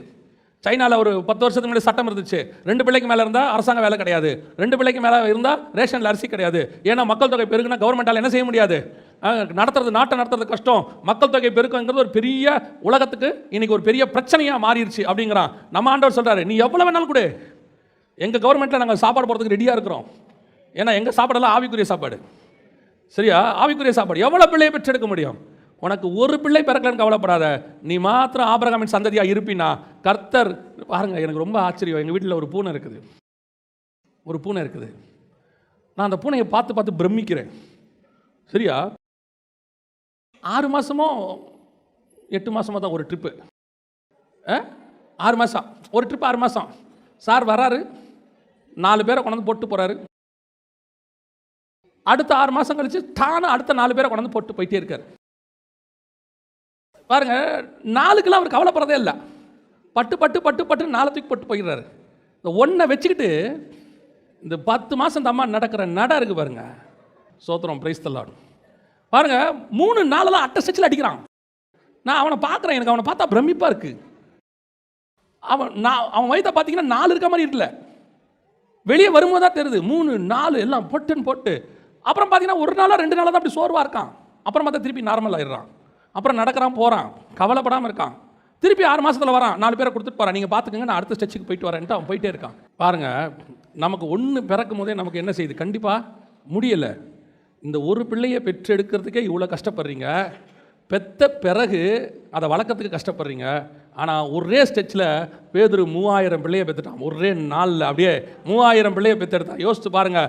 அப்படியே அடுத்த மீட்டிங்கில் 5000 பேர் வந்தான். 2 மீட்டிங் 8000 பிள்ளை பிறந்துருச்சு பேதுருக்கு. எந்த மிருகம் போடுற குட்டியை விட இவன் அதிகம். ஒரு ஸ்டெச்சில் 3000 பேர், ஒரு ஸ்டெச்சில் 5000 பேர். இப்போ யோசிச்சு பாருங்க, பேதுருவினுடைய பிள்ளைகள் ஒரு 8000 பேர் வரான். எப்படி? யாக்கோபாது 12, நம்மால் 8000, 10,000, 12,000. கடைசியில் போகும்போது நமக்கே தெரியாது எவ்வளோ பிள்ளைகள் இருக்குதுன்னு. ஆண்டவர் சொல்வார், இதெல்லாம் உன் மூலமாக பரலோகத்துக்குள்ளே வந்த பிள்ளைகள், உன் மூலமாக கிறிஸ்து இயேசுக்குள்ளாக பிறந்தவர்கள், சபைக்கும் இயேசுவுக்கும் பிறந்ததான் இதெல்லாம் பாரு. அல்லேலூயா. இதுதான் கர்த்தர் உன்னை பெரிய ஜாதியாக்கி, உன்னை பெரிய ஆசீர்வாதம். எது? பூமியில் நீ பெரிய ஜாதி ஆகிறதில்ல, பலிக்கு பெருகிறதில்ல. ஒரு பிள்ளை இல்லை, ஜெபமே ஒரு பிள்ளையாவது கொடுங்க ஆண்டவர், 2 பிள்ளையாவது கொடுங்க ஆண்டவர். அவர் கொடுக்கும்போது கொடுக்கட்டும், ஒன்றும் பிரச்சனை கிடையாது. சோத்திரம், அல்லேலூயா. ஆனால் உனக்கு இப்போ ஆண்டவர் பெற்றெடுக்கிறதுக்கு நிறைய, அதான் பவுல் சொல்கிறாரு, உங்களை பெற்றெடுக்கிற வரைக்கும் நான் எப்படி படுகிறேன்? கர்ப்ப வேதனைப்படுகிறேன். ஒரு ஆத்மாவை பெற்றெடுக்கிறது ஒரு லேபர் பெயினுக்கு ஈக்குவலாக சொல்கிறாரு. அதை பெற்றவங்களுக்கு தான் தெரியும். இது மாம்ச பெயின், அது ஆத்மா பெயின். புரியுதா உங்களுக்கு? மாம்சம் வந்து நிலை இல்லாதது. அதனால் இந்த மாம்ச பெயினும் கொஞ்ச நேரத்துக்கு இருக்கும், அப்புறம் சரியாயிரும். ஆத்மா நிலையானது, ஆத்மா பெயினும் நிலையானது. அது போய் பரலோகத்தில் சேர்ற வரைக்கும் அந்த மேலே ஒரு பெயின் இருக்கும். அதுதான் போதகர்களுக்கு, மெய்ப்பர்களுக்கு இருக்கிறது. சபையில் ஒரு ஆத்மா பிறந்து வந்துருச்சுன்னா அது பரலோகத்துக்கு போகிற வரைக்கும் அந்த பாஸ்டருக்கு என்ன இருக்கும்? ஒரு பெயின் இருந்துகிட்டே இருக்கும், ஒரு பெயின் இருந்துகிட்டே இருக்கும். அப்படிப்பட்ட பிள்ளைகளை பெறத்துக்கோ, அப்படிப்பட்ட பெரிய ஜாதியாய் மாற்றத்துக்கு தான் கர்த்தர் உங்களை அழைச்சிருக்கிறார். அல்லேலூயா. இதுதான் உண்மையிலேயே மெய்யான ஆசீர்வாதம். நீங்கள் புறப்பட்டு போய் அப்படியே ஆத்துமாக்களை அறுவடை, எவ்வளோ குழந்தை பெற்றெடுக்கணுமோ பெற்றெடுக்கணும். நீங்கள் போய் அவன் பாருங்கள், ஒரே ஒரு குழந்தை தான் பிறக்கிறான், ஈசாக்கு. இன்னும் பிறக்கவே இல்லை. கர்த்தர் அப்போவே சொல்லிட்டாரு, உன்னுடைய சந்ததியை வானத்து நட்சத்திரத்தை போல மாற்றுவேன். அவ்வளோதான். இது எங்கே வருது? இந்த சந்ததி, அவருடைய வம்சத்தை யாரால் எண்ண முடியும்? இப்போ அவருக்கு சொன்னார்ல, உன் சந்ததி வானத்து நட்சத்திரத்தை போல மாட்டுவேன்னு. ஒரு பீரியடில் ஈசாக்குடைய சந்ததி யாக்கோபு கடற்கரை மணலாகி போச்சு. ஓசியா 1:10 என்ன சொல்லுது? வாசிங்க, ஓசியா 1:10 வாசிங்க. என்றாலும் இஸ்ரவேல் புத்திரரின் தொகை அளக்கவும் எண்ணவும் கூடாத கடற்கரை மணலை போல் இருக்கும். தெளிவாய் போச்சு பாருங்க. தெளிவா, வசனம் தெளிவா இருக்கு. இஸ்ரவேல் புத்திரர் எப்படி மாறிட்டாங்க? கடற்கரை மணலை போல மாறிட்டாங்க. ஆனால் உங்களை என்னை கர்த்தர் எப்படி கொண்டாண்டாராம் தெரியுமா? வாசிங்க, வெளிப்படுத்தின விசேஷம் 1ஆம் அதிகாரம் 20வது வசனம் வாசிங்க. 1:20 வாசிங்க. என் வலது கரத்தில் நீ கண்ட 7 நட்சத்திரங்களின் ரகசியத்தையும் 7 பொன் குத்து விளக்குகளின் ரகசியத்தையும் எழுது. அந்த 7 நட்சத்திரங்களும் 7 சபைகளின் தூதர்களாம். நீ கண்ட 7 குத்து விளக்குகளும் 7 சபைகளாம். அதனாலதான் அடுத்த வசனத்தில் எபேசு சபையின் தூதனுக்கு நீ எழுதுவது என்னவென்றால் அப்படின்னு இருக்கு பாருங்க. இப்போ நட்சத்திரங்கள் என்பது எதை குறிக்கிறது? சபையின் தூதர்கள். அநேகரை நீதிக்கு உட்படுத்துகிறவர்கள் வானமண்டலத்தில் எப்படி இருப்பாங்களாம்? நட்சத்திரங்களை போல இருப்பாங்க. தானியேல் புத்தகம் அப்படி தானே சொல்லுது. அதான் நீங்களும் நானும். அந்த நட்சத்திரம், அந்த சந்ததி உங்களை என்னையும் மாற்றிருக்கிறாரு. உங்களை என்னையும் பூமியில் பெரிய ஜாதி ஆக்கணும் ஆண்டவருக்கு சொல்கிறதுக்காக ஆபிரகாமை கூப்பிடல. அப்படி பெரிய ஜாதி ஆக்கணும்னா ஆபிரகாமை மெசொப்பொத்தாமியால வச்சே ஆக்குவார். கானானுக்கு கொண்டு வந்ததுக்கு கர்த்தருக்கு ஒரு முகாந்தரம் உண்டு. உங்களையும் என்னையும் பூமியில் பெரிய ஜாதியாய் மாற்றணும். எந்த பெரிய ஜாதி? மாம்சத்தின்படி அல்ல, ஆவியின்படி, வானத்துக்குரிய, பூமிக்குரிய அல்ல, வானத்துக்குரிய சிங்காசனத்திற்கு முன்பாக நிற்கக்கூடிய ஒரு சந்ததியாய் மாற்றுவதற்கு கர்த்தர் அழைச்சிருக்கிறார். அல்லேலூயா. அவங்க அன்னைக்கு பூமிக்குரிய சந்ததியை கான்சன்ட்ரேட் பண்ணிட்டாங்க. கர்த்தர் சொன்ன இந்த வாக்குத்தத்தம் யாருக்கு தெரியல? இந்த வெளிப்பாடு யாருக்கு வரல? ஆபிரகாமுக்கு வரல. திருப்பி 15ஆம் அதிகாரத்தில் போய் கேட்குறாரு, ஆண்டவரே நான் பிள்ளை இல்லாமல் இருக்கிறேனே. 1:2 வசனம் 15:1-2 சொல்றாரு, கர்த்தாவே நான் என்னவா இருக்கிறேன்? பிள்ளை இல்லாமல் இருக்கிறேன். இந்த தாட்டு, பிள்ளை இல்லாமல் இருக்கிறேன், பூமிக்குரிய பிள்ளை இல்லாமல் இருக்கிறேன், பிள்ளை இல்லாமல் இருக்கிறேன், பிள்ளை இல்லாமல் இருக்கிறங்கிற தாட்டு ஆபிரகாமை ஒரு இடத்துல வழிவிலக பண்ணினது. 16ஆம் அதிகாரத்தில் ஒரு ஆப்ஷன், ஆகார் என்கிறதானவளோடு ஒரு சேர்வதற்கு வருகிறது. வாக்கு தத்தத்தின் பிள்ளை போய் மாம்சத்தின் பிள்ளை பிறக்கிறது. அதுதான் கர்த்தர் உங்களுக்கு எனக்கும் சொல்றாரு. இந்த பூமிக்குரிய ஆசீர்வாதத்தை நீ கான்சன்ட்ரேட் பண்ணிட்டே இருக்கன்னு வச்சுக்கோங்க. ஏதோ ஒரு தாட்டு மைண்டில் ஓடிட்டே இருக்குது. பிள்ளை இல்லாமல் இருக்கிற, அது பிள்ளை கூட வச்சுக்கோங்க. கல்யாணமாகாமல் இருக்கிறேனே, பிள்ளை இல்லாமல் இருக்கிறேனே, வீடு இல்லாமல் இருக்கிறேனே, அல்லது நான் விரும்புகிற இந்த காரியம் நடக்காமல் இருக்கிறதே. நீ பூமியில் இந்த வாக்கு தத்தம், ஆசீர்வாதம், இந்த பூமிக்குரியதை மாற்றி நீ கேட்டுக்கிட்டே இருக்கிறீனா, ஒரு நாள் பிசாசு உன்னை வழிவிலக பண்ணுவான். ஒரு சின்ன ஆல்டர்னேட் அப்படியே சைடில் வச்சிருப்பான். அது ஒரு நாள் உன்னை தூக்கி போடும். ஒரு நாள் தேவ திட்டத்திலிருந்து உன்னை வழிவிலக பண்ணும். உனக்கு தெரியவே தெரியாது. என் சந்ததி வானத்துக்குரியது பூமிக்குரியது அல்லன்னு ஆபிரகாமுக்கு தெரியாமல் போயிடுச்சு. அதனுடைய விளைவு என்னவாகி போச்சு? அவன் சந்ததி பூமிக்குரிய சந்ததியாய் மாறிடுச்சு. அதோட வாக்கு தத்தம் இஸ்ரவேலிலிருந்து நமக்கு வந்து சேர்ந்துருச்சு. அவன் பண்ண தப்பு நமக்கு நன்மையாக மாறிடுச்சு. நான் என்ன சொல்கிறேன், அந்த தப்பை இப்போ நம்ம பண்ணோம்னா திருப்பி இந்த தப்பு வேறு யாருக்கும் என்னவா மாறிடும்? ஆசீர்வாதமாக மாறிடும். அவன் எப்படி கடற்கரை மணலானானோ அதே மாதிரி நம்மளும் என்னவா மாறிடுவோம்? கடற்கரை மணலாய் மாறிடுவோம். அப்போ நம்முடைய வாக்கு தத்தம் எது கர்த்தர்கிட்ட கேட்கணும், எது என் ஆசீர்வாதம்னு உங்களுக்கு தெரிஞ்சிருக்கணும், ஸ்பிரிச்சுவலி தெரிஞ்சிருக்கணும். இன்னும் சிலர் சொல்கிற மாதிரி இந்த பூமியிலே இருக்கிற எல்லாமே எனக்கு வேணும், இந்த பூமியில் இருக்கிறதா நான் இப்போவும் சொல்கிறேன், பூமிக்குரிய ஆண்டவர் தர மாட்டேன்னு சொல்லலை. இதே ஆபிரகாமுக்கு பூமியில் ஈசாக்குன்ற பையனை கண்டிப்பாக ஆண்டவர் என்ன செய்வார்? தருவார். இதே ராகேலுக்கு யோசேப்புங்கிற பையனை கர்த்தர் என்ன செய்வார்? தருவார். ஆனால் அவர் தர வரைக்கும் நீ வெயிட் பண்ணு. உன் தாட்டு முழுக்க ஸ்பிரிச்சுவலாக இருக்கட்டும். ஆண்டவர் டைம் எடுத்துக்கிறாரா? எடுத்துக்கிட்டோம். கர்த்தரே எடுத்துக்கிறாரா? எடுத்துக்கிட்டோம். யோசிச்சு பாருங்க, ஒரு சில காரியங்கள்லாம் கொஞ்சம் டிலே ஆகுதுன்னு நம்ம இந்த ஆபிரகாம் எப்படி ஆகார்ட்ட போனாரோ, ராகேல் எப்படி வேலைக்காரிக்கு ஒரு பிள்ளை பிறக்கட்டும்னு சொன்னாங்களோ, அதே மாதிரி நாம் ஒரு பைபாஸ் எடுக்கிறோம், ஒரு கிராஸ் ரூட். ஏன்னு சொன்னால் ஏன் காலத்துக்குள்ளே இது முடிஞ்சிடணும், அதுக்குள்ளே நான் பண்ணி பார்த்துறணும், அதுக்குள்ளே என் கண்ணால் பார்த்துறணும், ஏன் நான் செஞ்சு வச்சுட்டு போயிடணும், அப்படிலாம் ஒன்றும் கிடையாது. நீங்கள் போங்க, தைரியமாக போங்க, ஆண்டவர் செய்வார். நிறைய பேர் கேட்குறாங்க, நான் போயிட்டா யார் என் குடும்பத்துக்கு இதை செய்வா? நீங்கள் போங்க, தைரியமாக போயிட்டு வாங்க, நீங்கள் இருந்து கெடுத்துறாதீங்க. நான் நிறைய பேருக்கு அதான் சொல்லுவேன். இந்த சாகர நேரத்தில் ஒரு 60 வயசில் என் கண்ணு மூடுறதுக்குள்ள, என் மூச்சு நிற்கிறதுக்குள்ள அர்ஜென்ட்டா எதையோ ஒன்றை பார்த்த வச்சுட்டு வச்ச பிறகு அது 20 வருஷம் உயிரோடு இருக்கும். யாருக்கு பண்ணி வச்சாங்களோ அவன் மூச்சு நின்றோம், அவனை பார்த்தா பாவமாக இருக்கும். சிலர் என்ன பண்ணிடணும், அர்ஜென்ட், டைம் ஆச்சு, அதுக்குள்ளே முடிச்சிடணும், அதுக்குள்ளே பண்ணிடணும், எப்படியாவது முடிச்சிடணும் அப்படின்னு சொல்லி, நான் சொல்கிறது வரை கல்யாணம் மட்டும் இல்லை, அது வீடு கட்டுறதா இருக்கட்டும், எதாக இருக்கட்டும், எது வேணா இருக்கட்டுமே, கர்த்தர் இந்த பூமியில் உனக்கு ஒரு ஆசீர்வாதம் வச்சிருக்கிறாருன்னா அதை தருவதற்கு ஒரு நேரமாக ஃபிக்ஸ் பண்ணி வச்சிருப்பாரு. அது இன்னைக்கு ஃபிக்ஸ் பண்ணதெல்லாம் இல்லை, 6000 வருஷத்துக்கு முன்னாடி பூமியை உண்டாக்கும் போதே கர்த்தர் ஃபிக்ஸ் பண்ணி வச்சுட்டார். அதையெல்லாம் மாற்ற போகிறதெல்லாம் கிடையாது. ஒரு கல்யாணம் ஆக டிலே ஆகுதுன்னு வச்சுங்க, 2 வருஷம் 3 வருஷம் டிலே ஆகுதுன்னா ஆண்டவர் எப்பயோ வச்சிருக்கிறாரு, வருவான். அந்த ஈசாக்கு எங்கேயோ இருக்கா, லகாய் ரோகி துறவுகிட்ட இருக்கா, தென் தேசத்தில் குடியிருக்கான், அவன் வரட்டுமே இல்லையா?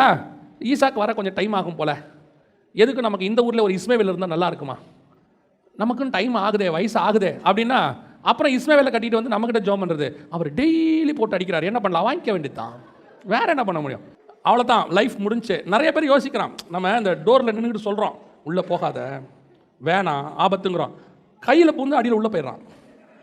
உள்ளே போய்ட்டு அப்புறம் கதை தட்டுறான், தொடங்க என்னை காப்பாற்றுங்க, முடியாது, அவ்வளோதான். உள்ளே போகிற வரைக்கும் தான், உள்ளே போயிட்டு அது நோ என்ட்ரி, திருப்பி ஒன்வே தான். அது நிறைய பேர் இருக்கான், அர்ஜென்ட்டா. இந்த ஒரு விஷயத்துக்கு மட்டும் இல்லை, ஆண்டவர் ஒன்று ஏதோ ஒரு நல்ல இடத்துல கூட்டு போய் வேலை கொடுத்து ஆசீர்வதிக்கிறேங்கிறாரா, வெயிட் பண்ணு, கத்தரா ஒரு ஆளை ஒரு வேலை ஒன்று வரும், அவராக கொடுப்பாரு. திடீர்னு பாம்பேயில் ஒரு ஏஜென்ட்டை பார்த்தேன், அவர் 2 லட்ச ரூபா கொடுத்தா உடனே கூட்டு போய் நாளைக்கே வேலையில் சேர்த்து 4 அன்னைக்கு சவுதி அரேபியா கிங்குக்கு ரைட் ஹேண்டில் நம்ம வந்து பானபாத்திரக்காரராக மாறுறோம். 1வது வருஷம் நம்ம வீடு கட்டி 2வது வருஷம் கோடீஸ்வரன் ஆகிறோம், நாகர்கோயில் பக்கத்துலன்றான். பணத்தை கொடுத்துவிட்டு பாம்பேயில் தெருவா அலைகிறான். எதுக்கு சொல்கிறேன், பல நேரங்களில் அர்ஜென்ட், டைம் ஆகுது, முன்னாடியே போய் ஃபஸ்ட்டே பண்ணணும் எல்லாம். நீங்கள் உங்களுக்கும் எனக்கும் தான் டைம், புரியுதுங்களா? கர்த்தருக்கு டைம் ஆல்ரெடி ஃபிக்ஸ்டு டைமு, அந்த டைமில் ஆண்டவர் கரெக்டாக செய்வார், அதில் காலத்தில் வருவார். இந்த பூமிக்குரிய ஆசீர்வாதத்தை வச்சு ஃபோர்ஸ் பண்ணி தயவு செய்து தேவ திட்டத்தை விட்டு வழி விலகி போயிடாதீங்க. உனக்கும் எனக்கும் கர்த்தர் அவருடைய வம்சத்தில் பெரிய ஜாதி ஆக்கத்துக்கு கர்த்தர் ஆசீர்வாதத்தை வச்சிருக்கிறார். பூமியில் ஒருவேளை உன்னுடைய பெயர் என்னுடைய பெயர் மறக்கப்பட்டு போகலாம், ஒருவேளை நம்முடைய சந்ததி நம்மோடு கூட முடிந்து போகலாம், ஏன் இந்த பூமியில் உன் பேரும் என் பேரும் மண்ணில் இல்லாமல் கூட போகலாம். ஆனால் ஜீவ புஸ்தகத்தில் பரலோகத்தில் தேவனுக்கு முன்பாக உன் பேர் என் பேர் எழுதப்படும், அந்த பேர் நித்தியமாய் நிற்கும். நீ ஒருவேளை இந்த பூமியில் என்ன பேர் வாங்கினாலும் பரலோகத்தில் அந்த பேர் இருக்காது. ஏன்னா அங்கே போனவனே கர்த்தர் சொல்கிறார், நான் உனக்கு புதிய நாமத்தை தரிப்பிப்பேன், பேரே மாறிடும். நீங்கள் அங்கே போய் எங்கள் வீட்டுக்கார் ஈசாக்கை பார்த்தீங்களான்னா தெரியாது, அந்த ஈசாக்கே உங்ககிட்ட இருந்தாலும் தெரியாதுன்றவார். ஏன்னா அந்தாலே அங்கே போய் தப்பிச்சு தான் போயிருக்கான் இல்லையா? அங்கே போயிட்டு எங்கள் வீட்டுக்கார் ஈசாக்கு தெரியுமானா தெரியாது, பேர் மாறிடும், ஊர் மாறிடும், முகம் மாறிடும், மர்ரூம் ஆயிடுவார். அவ்வளோதான். பூமிக்குரிய எந்த அடையாளமும் எங்கே இருக்காது, வானத்தில் இருக்காது. நல்லா தெரிந்து கொள்ளுங்கள், கர்த்தர் உங்களை என்னையும் பெரிய ஜாதியாய் மாற்றுவார். ஆனால் பூமிக்குரிய ஆசீர்வாதத்துக்குரிய ஜாதி அல்ல, வானத்துக்குரிய ஆசீர்வாதத்துக்குரிய ஜாதி. அல்லேலூயா. 2வது ஆபிரகாம் கர்த்தர் கொடுத்த ஆசீர்வாதம் என்ன? வாசிங்கள். ஆதியாகமத்தின் புஸ்தகம் 14ஆம் அதிகாரம் 18 முதல் 20 வரைக்கும் வாசிங்க. ஆதியாகமம் 14 18 முதல் 20 வாசிங்க. அன்றியும் உன்னதமான தேவனுடைய ஆசாரியனாயிருந்த சாலேமின் ராஜாவாகிய மெல்கிசேதக்கு அப்பமும் திராட்சை ரசமும் கொண்டு வந்து அவனை ஆசீர்வதித்து, வானத்தையும் பூமியின் உடையவராகிய உன்னதமான தேவனுடைய ஆசீர்வாதம் ஆபிரகாமுக்கு உண்டாவதாக. அற்புதமான ஆசீர்வாதத்தை கொண்டு ஆபிரகாம் கையில் கர்த்தர் கொடுக்கிறார். அற்புதமான ஆசீர்வாதம், கவனன்ட். இது என்ன கவனன்ட், என்ன உடன்படிக்கை? பரலோகத்துக்குரிய உடன்படிக்கை. இந்த உடன்படிக்கையை பரலோகத்துக்குன்னு கர்த்தர் வச்சிருக்கிறார். அதாவது பரலோகத்துக்கு ஒரு சந்ததி வேணும், அதான் 12:1 பேசுறார். அந்த சந்ததி பரலோகத்துக்கு போகிறதுக்கு வழியை வந்து 14 சொல்லி கொடுக்குறாரு. இந்த கவனன்ட்டை கையில் வச்சுக்கோ, இந்த அப்பம ரசம் ஒரு அடையாளம், இந்த அப்பம ரசமும் கையில் இருக்கிறவன் தான் எங்கே போக முடியும், நித்திய ஜீவனை சுதந்திரிக்க முடியும். இயேசு சொல்றாரு, என் அப்பத்தை புசித்து என் பாத்திரத்தில் பானம் பண்ணுகிறவனுக்கு நித்திய ஜீவன் உண்டு, அவனை கடைசி நாளில் நான் எழுப்புவேன். நித்திய ஜீவன் உண்டு. இப்போ கம்யூனியன் எடுக்கிறோமே, இதை பற்றி யாருக்கு ஃபர்ஸ்ட் வெளிப்பாடு தெரியுமா? ஆபிரகாமுக்கு தான் கர்த்தர் கொண்டு கொடுக்குறாரு, அப்பத்தையும் ரசத்தையும் கையில் கொடுக்குறாரு. அதுவும் யாரு? மெல்கிசேதேக்கு. யார் இந்த மெல்கிசேதேக்கு? அப்போ எபிரேயர் நிருபத்தில் 7ஆம் அதிகாரத்தில் வாசிக்கிறோம், அந்த மெல்கிசேதேக்கு வேறு யாரும் இல்லை, இயேசு கிறிஸ்துன்னு வாசிக்கிறோம். அப்படிதானே இருக்குது, இயேசு கிறிஸ்துன்னு வாசிக்கிறோம். அப்படி இருக்கும்போது எவ்வளோ பெரியதான ஒரு மேன்மை பாருங்க. கிட்டத்தட்ட 2000 வருஷமா பரலோகத்துக்கு வழி திறக்காம இருக்கு. ஆதாமிலிருந்து ஆபிரகாம் வரைக்கும் பரலோகத்துக்கு வழியே கிடையாது. நீங்கள் பேதுரு புஸ்தகத்தை வாசிக்கும் போது நோவா காலம் வரைக்கும் செத்து போனவங்களை பற்றி வசனம் சொல்லுது, அவைகள் கீழ்ப்படியாமல் போன ஆவிகள். அந்த ஆவியிலே அவர் போய் காவலில் உள்ள ஆவிகளுக்கு பிரசங்கித்தார். அந்த ஆவிகள் பூர்வத்திலே நோவா பேழையை ஆயத்தம் பண்ணும் நாட்களிலே தேவன் நீடிய பொறுமையோட காத்திருந்த போது கீழ்ப்படியாமல் போனவைகள். 2000 வருஷமா பரலோகத்துக்கு வரல, வழியே கிடையாது, டோர் க்ளோஸ்ட். இப்போ ஆண்டவர் என்ன பண்றாரு, அப்படி ஒரு வழிக்கு மெல்கிசேதேக்கின் முறைமையை எடுத்து கையில் எடுத்து யார்கிட்ட கொடுக்குறாருன்னா ஆபிரகாம் கையில் கொடுக்குறாரு. கொடுத்துட்டு இதை வச்சுக்கோ, அடுத்த இன்னும் கொஞ்ச நாள் ஈசாக்கு வருவான், அவனை மலைக்கு மேலே கூட்டிகிட்டு போய் பலி கொடுக்க போவேன். அது இயேசு கிறிஸ்து கல்வாரி மலைக்கு மேலே போகிறதுக்கு அடையாளம். அந்த பலிக்கு முன்னாடி அப்பமும் ரசமும் எடுத்து ஆபிரகாம்கிட்ட கொடுக்குறாரு. நல்லா கவனிச்சு பாருங்க, இயேசு கல்வாரிக்கு போகிறதுக்கு முன்னாடி அப்பமும் ரசமும் எடுத்து அப்போஸ்தலர் கையில் கொடுத்தாரு. சேம் தான், அப்படியே ஹெவனுக்கு போகிறதுக்கான வழி. பரலோகத்துக்குரியதான கவனன்ட்டை தூக்கி அவன் கையில் கொடுக்குறாரு. 2000 வருஷமா பரலோகத்துக்கு போகிறதுக்கு வழி இல்லை. பரலோகம் க்ளோஸ் பண்ணி வச்சிருக்கிறார். பாதாளத்துக்கு தான் ஜனங்க போயிட்டு இருக்கிறாங்க. அந்த ஆசீர்வாதத்தை ஆபிரகாம் கையில் கொடுத்து, ஈசாக்கு வருவான், மலைக்கு மேலே கூட்டிட்டு போ, பலி ஆவாங்க. இது வரப்போற இயேசு கிறிஸ்துவினுடைய கவனன்ட்டு, ஹெவனுக்கு போகிறதுக்கான வழி. அப்பத்தை புசித்து ரத்தத்தை பானம் பண்ணால் பரலோகத்துக்கு போகலாங்கிறதான அந்த மிக முக்கியமான கவனன்ட் அவங்க கையில் கொடுக்குறாரு. இது ஆபிரகாமுக்கு வச்ச, ஆபிரகாம் மூலமாக ஈசாக்கு, ஈசாக்கு மூலமாக யாக்கோபு, யாக்கோபு வழியா இஸ்ரவேலர்கள், அவங்களுக்கு போக வேண்டிய கவனன்ட் 14ஆம் அதிகாரத்தில் கொடுக்குறாரு. 16ஆம் அதிகாரத்தில் ஆகார் உள்ள புந்துக்கு எடுத்துட்டாங்க, எல்லாத்தையும் எடுத்தாச்சு. இப்போ இந்த கவனன்ட் அப்படியே ஆண்டவர் ஸ்டாப் பண்ணி வச்சுட்டார், நிறுத்திட்டார். அப்படியே நிறுத்து. 17ஆம் அதிகாரத்தில் புது கவனன்ட் ஸ்டார்ட் பண்ணுறாரு. 13 வருஷம் கழிச்சு ஸ்டார்ட் பண்ணுறாரு. ஆபிரகாம்கிட்ட 13 வருஷம் கர்த்தர் பேசலை, விட்டுரு ஆபிரகாம், எதுவுமே பேசலை. அதோட 86 முடிச்சாரு, 99 பேசுறாரு. அப்படியே ஸ்டாப் பண்ணியிருப்பா, எல்லாத்தையும் நிறுத்து. இப்போ நான் என்ன பண்ணுறேன், புது கவனன்ட் ஸ்டார்ட் பண்ணுறேன். இப்போது உன் மாம்சத்தில் கவனன்ட் பண்ணுறேன், உன் மாம்சத்தில் நான் உடன்படிக்கை பண்ணுறேன். முன்னாடி அப்பமும் ரசமங்கிறது ஏன் மாம்சம். கிறிஸ்து சொல்கிறார், இது என்னுடைய சரீரமாக இருக்கிறது. ஏன் மாம்சத்தில் பண்ண கவனன்ட்டுக்கு பதிலாக இப்போ நான் என்ன பண்ண போகிறேன், ஓ மாம்சத்தில் பண்ண போகிறேன். ஏன் மாம்சத்தில் பண்ணால் நான் நித்திய தேவன், அது நித்திய உடன்படிக்கை. ஓ மாம்சத்தில் பண்ணால் நீ இருக்கிற வரைக்கும் அந்த உடன்படிக்கை இருக்கும், அவ்வளோதான். மனுஷன் ஒருத்தன் இருக்கிற வரைக்கும் அந்த கவனன்ட் இருக்கும். ஆனால் தேவன் ஒருத்தன் இருக்கிற வரைக்கும் இந்த கவனன்ட் இருக்கும். எவ்வளோ பெரிய ஆசீர்வாதம் பாருங்க. அப்படியே சர்வசாதாரணமாக ஒரு ஆகார் வழியாக எல்லாம் உடஞ்சி போச்சு. சாதாரணம் கிடையாது ஆகார். சில ஆகார் அப்படி தான் வரும், உன் வாழ்க்கையை லைஃப்பை க்ளோஸ் பண்ணுறதுக்கு வரும். சர்வசாதாரணமாக தட்டி தூக்கி போட்டு போயிட்டே இருக்கும். ஆகார் என்பது வெறும் உறவுகளாய் மட்டும்தான் இருக்கணும்னு அவசியம் கிடையாது. அது பணமாக இருக்கலாம், அது ஏதோ ஒரு மேன்மையான ஆசீர்வாதம், உலக பிரகாரமான ஆசீர்வாதத்துக்காக இருக்கலாம். அதுக்காக நீ உன்னை விற்று போட்டால், ஏசாவுக்கு என்ன, ஆகார் யார் ஏசாவுக்கு, ஆகார் யார் ஏசாவுக்கு, ஒரு டம்ளர் கூழ், அவ்வளோதான், கதை முடிச்சு, தட்டி தூக்கி போட்டாச்சு, அதோட முடிஞ்சிருச்சு உடன்படிக்கை. இவனுக்கு கேயாசிக்கு என்ன, யார் ஆகாரு, 2 வெள்ளி பணம். சவுலுக்கு யார் ஆகாரு, அமலேக்கியருடைய மாடு. யூதாஸுக்கு எது ஆகாரு, 30 வெள்ளி காசு. ஒவ்வொருத்தருக்கும் ஒவ்வொன்று தட்டி தூக்கி போட்டு போயிட்டே இருக்கும். உனக்கு எனக்கு கத்தர் வச்சிருக்கிற கவர்னன்ட் ஹெவன்லி கவர்னன்ட், பரலோகத்தினுடைய திட்டம். அது உன் கையில் உன் தலைக்கு மேலே ஓடிட்டு இருக்கிற வரைக்கும் உனக்கு அந்த மேன்மை தெரியாது. நீ கீழே பார்க்குறாள், கொஞ்சம் மேலே பாரு. உனக்கு ஆண்டவர் பரலோகத்தின் ஆசீர்வாதத்தை 2023 இல்லை, 24 இல்லை, 25 இல்லை, அவர் வரும் வரைக்கும் உன் மேலே ஒரு பெரிய ஆசீர்வாதத்தை கத்தர் வச்சு ஓட்டிகிட்டே இருக்கிறார். அதில் தான் நீ நான் ஓடிட்டு இருக்கிறோம். உன்னை அப்படியே கீழே பார்க்க வைக்கிறான் பாரு. அதுக்குன்னு சில ஊழியக்காரங்களையும் உருவாக்கி இருப்பான் பாரு. அப்படியே வச்சுக்கிட்டே வருவான். ஒரு டம்ளர் கூட பார்க்க வைப்பான், ஒரு ஆகாரம் பார்க்க வைப்பான். அப்படி ஹெவன்லி கவர்னன்ட் அவன் கையில் தட்டி தூக்கிடுவாங்க. அப்படியே தூக்கி ஓர வச்சிருவான். அதுக்கப்புறம் கர்த்தர் செய்வார், நீ என் பேச்சை கேட்டு வந்த, அதனால் உன்னையும் விட முடியாது. ஒரு காலத்தில் என் பேச்சு கேட்டு வந்த, அதனால் என்ன, சரி பூமிக்குரிய ஆசீர்வாதம்லாம் வச்சுக்கோ, இந்தா உன்னை விருத்த சேதனம் பண்ணு, நீ இருக்கிற வரைக்கும் ஜீவனோட நாளெல்லாம் உயிரோடு இருந்துட்டு போ, இந்த தேசத்தை எடுத்துக்கோ, உன் பூமியெல்லாம் உன் சந்ததியாக இருக்கும், வச்சுக்கோ, நிரப்பிக்கோ பூமியில். அப்போ இந்த பரலோகத்தில் என் சந்ததி இருக்கணும், அதை பற்றி நீ பேசாத, அது வேற ஆளுக்கு போயிடுச்சு. இன்னைக்கு நிறைய பேர் இப்படி தான் காண்கிற ஆசீர்வாதங்களுக்காக காணாத ஆசீர்வாதத்தை மிஸ் பண்ணவங்க, கொஞ்ச நேரம் ஆசீர்வாதத்துக்காக நித்திய ஆசீர்வாதத்தை விட்டவங்க, கர்த்தர் நியமிச்சு வச்சதான பரலோகத்தினுடைய மேன்மைக்காக இந்த பூமிக்குரியதுக்காக பரலோகத்தை விட்டவங்க. அவ்வளோதான், முடிஞ்சு போச்சு. இப்போ இந்த கவர்னன்ட் என்னாச்சு, அதோட ஸ்டாப் பண்ணிட்டார். அதுக்கப்புறம் ஈசாக்கிலேருந்து இஸ்மவேலேருந்து பாருங்க, ஈசாக்குக்கும் இஸ்மவேலுக்கும் ஒரே கவர்னன்ட். எவ்வளோ தப்பாக போச்சு பாருங்க. 2 பேருக்கும் ஒரே கவர்னன்ட், ஒரே உடன்படிக்கை. ஈசாக்குக்கும் விருத்த சேதனம், இஸ்மவேலுக்கும் விருத்த சேதனம். என்ன டிஃபரன்ஸ், ஒரு டிஃபரன்ஸும் இல்லை. ஆனால் இப்போ அது எங்கே வந்துச்சு தெரியுமா, கிறிஸ்து இயேசுவின் மூலமாக புறஜாதியாருக்கு வரும்படிக்கு. அதை மறந்துடக்கூடாது. இப்போ அதுக்கு பின்னாடி தான் நம்ம போயிட்டு இருக்கிறோம். இப்போ வாசிங்க 1 கொரிந்தியர் 11:26 வாசிங்க. ஆகையால் நீங்கள், இதை பவுல் யாருக்கு எழுதுறாரு, கொரிந்தியருக்கு எழுதுறாரு, புறஜாதியாருக்கு. இது கொரிந்தியருக்கு எழுதுற நிருபம். அப்போ அவங்க கிட்ட ஆண்டவர் பேசின இதை இப்போ பவுல் சொல்றாரு, ஆகையால் நீங்கள் இதை வாசிங்க, நீங்கள் இதை இந்த அப்பத்தை புசித்து இந்த பாத்திரத்தில் பானம் பண்ணும் போதெல்லாம் ரொம்ப கேர்ஃபுல்லாக இருந்து கொள்ளுங்க. இது ஒரு நாள் புறஜாதியாருக்காக வைக்கப்பட்டது, அவர்களுக்கு என்று நியமிக்கப்பட்டது, இது அவர்கள் தேசத்தில் பிடப்பட்டது, அவர்களுக்கான கவனன்ட். ஆனால் அவர்கள் அதை இழந்து போனார்கள்.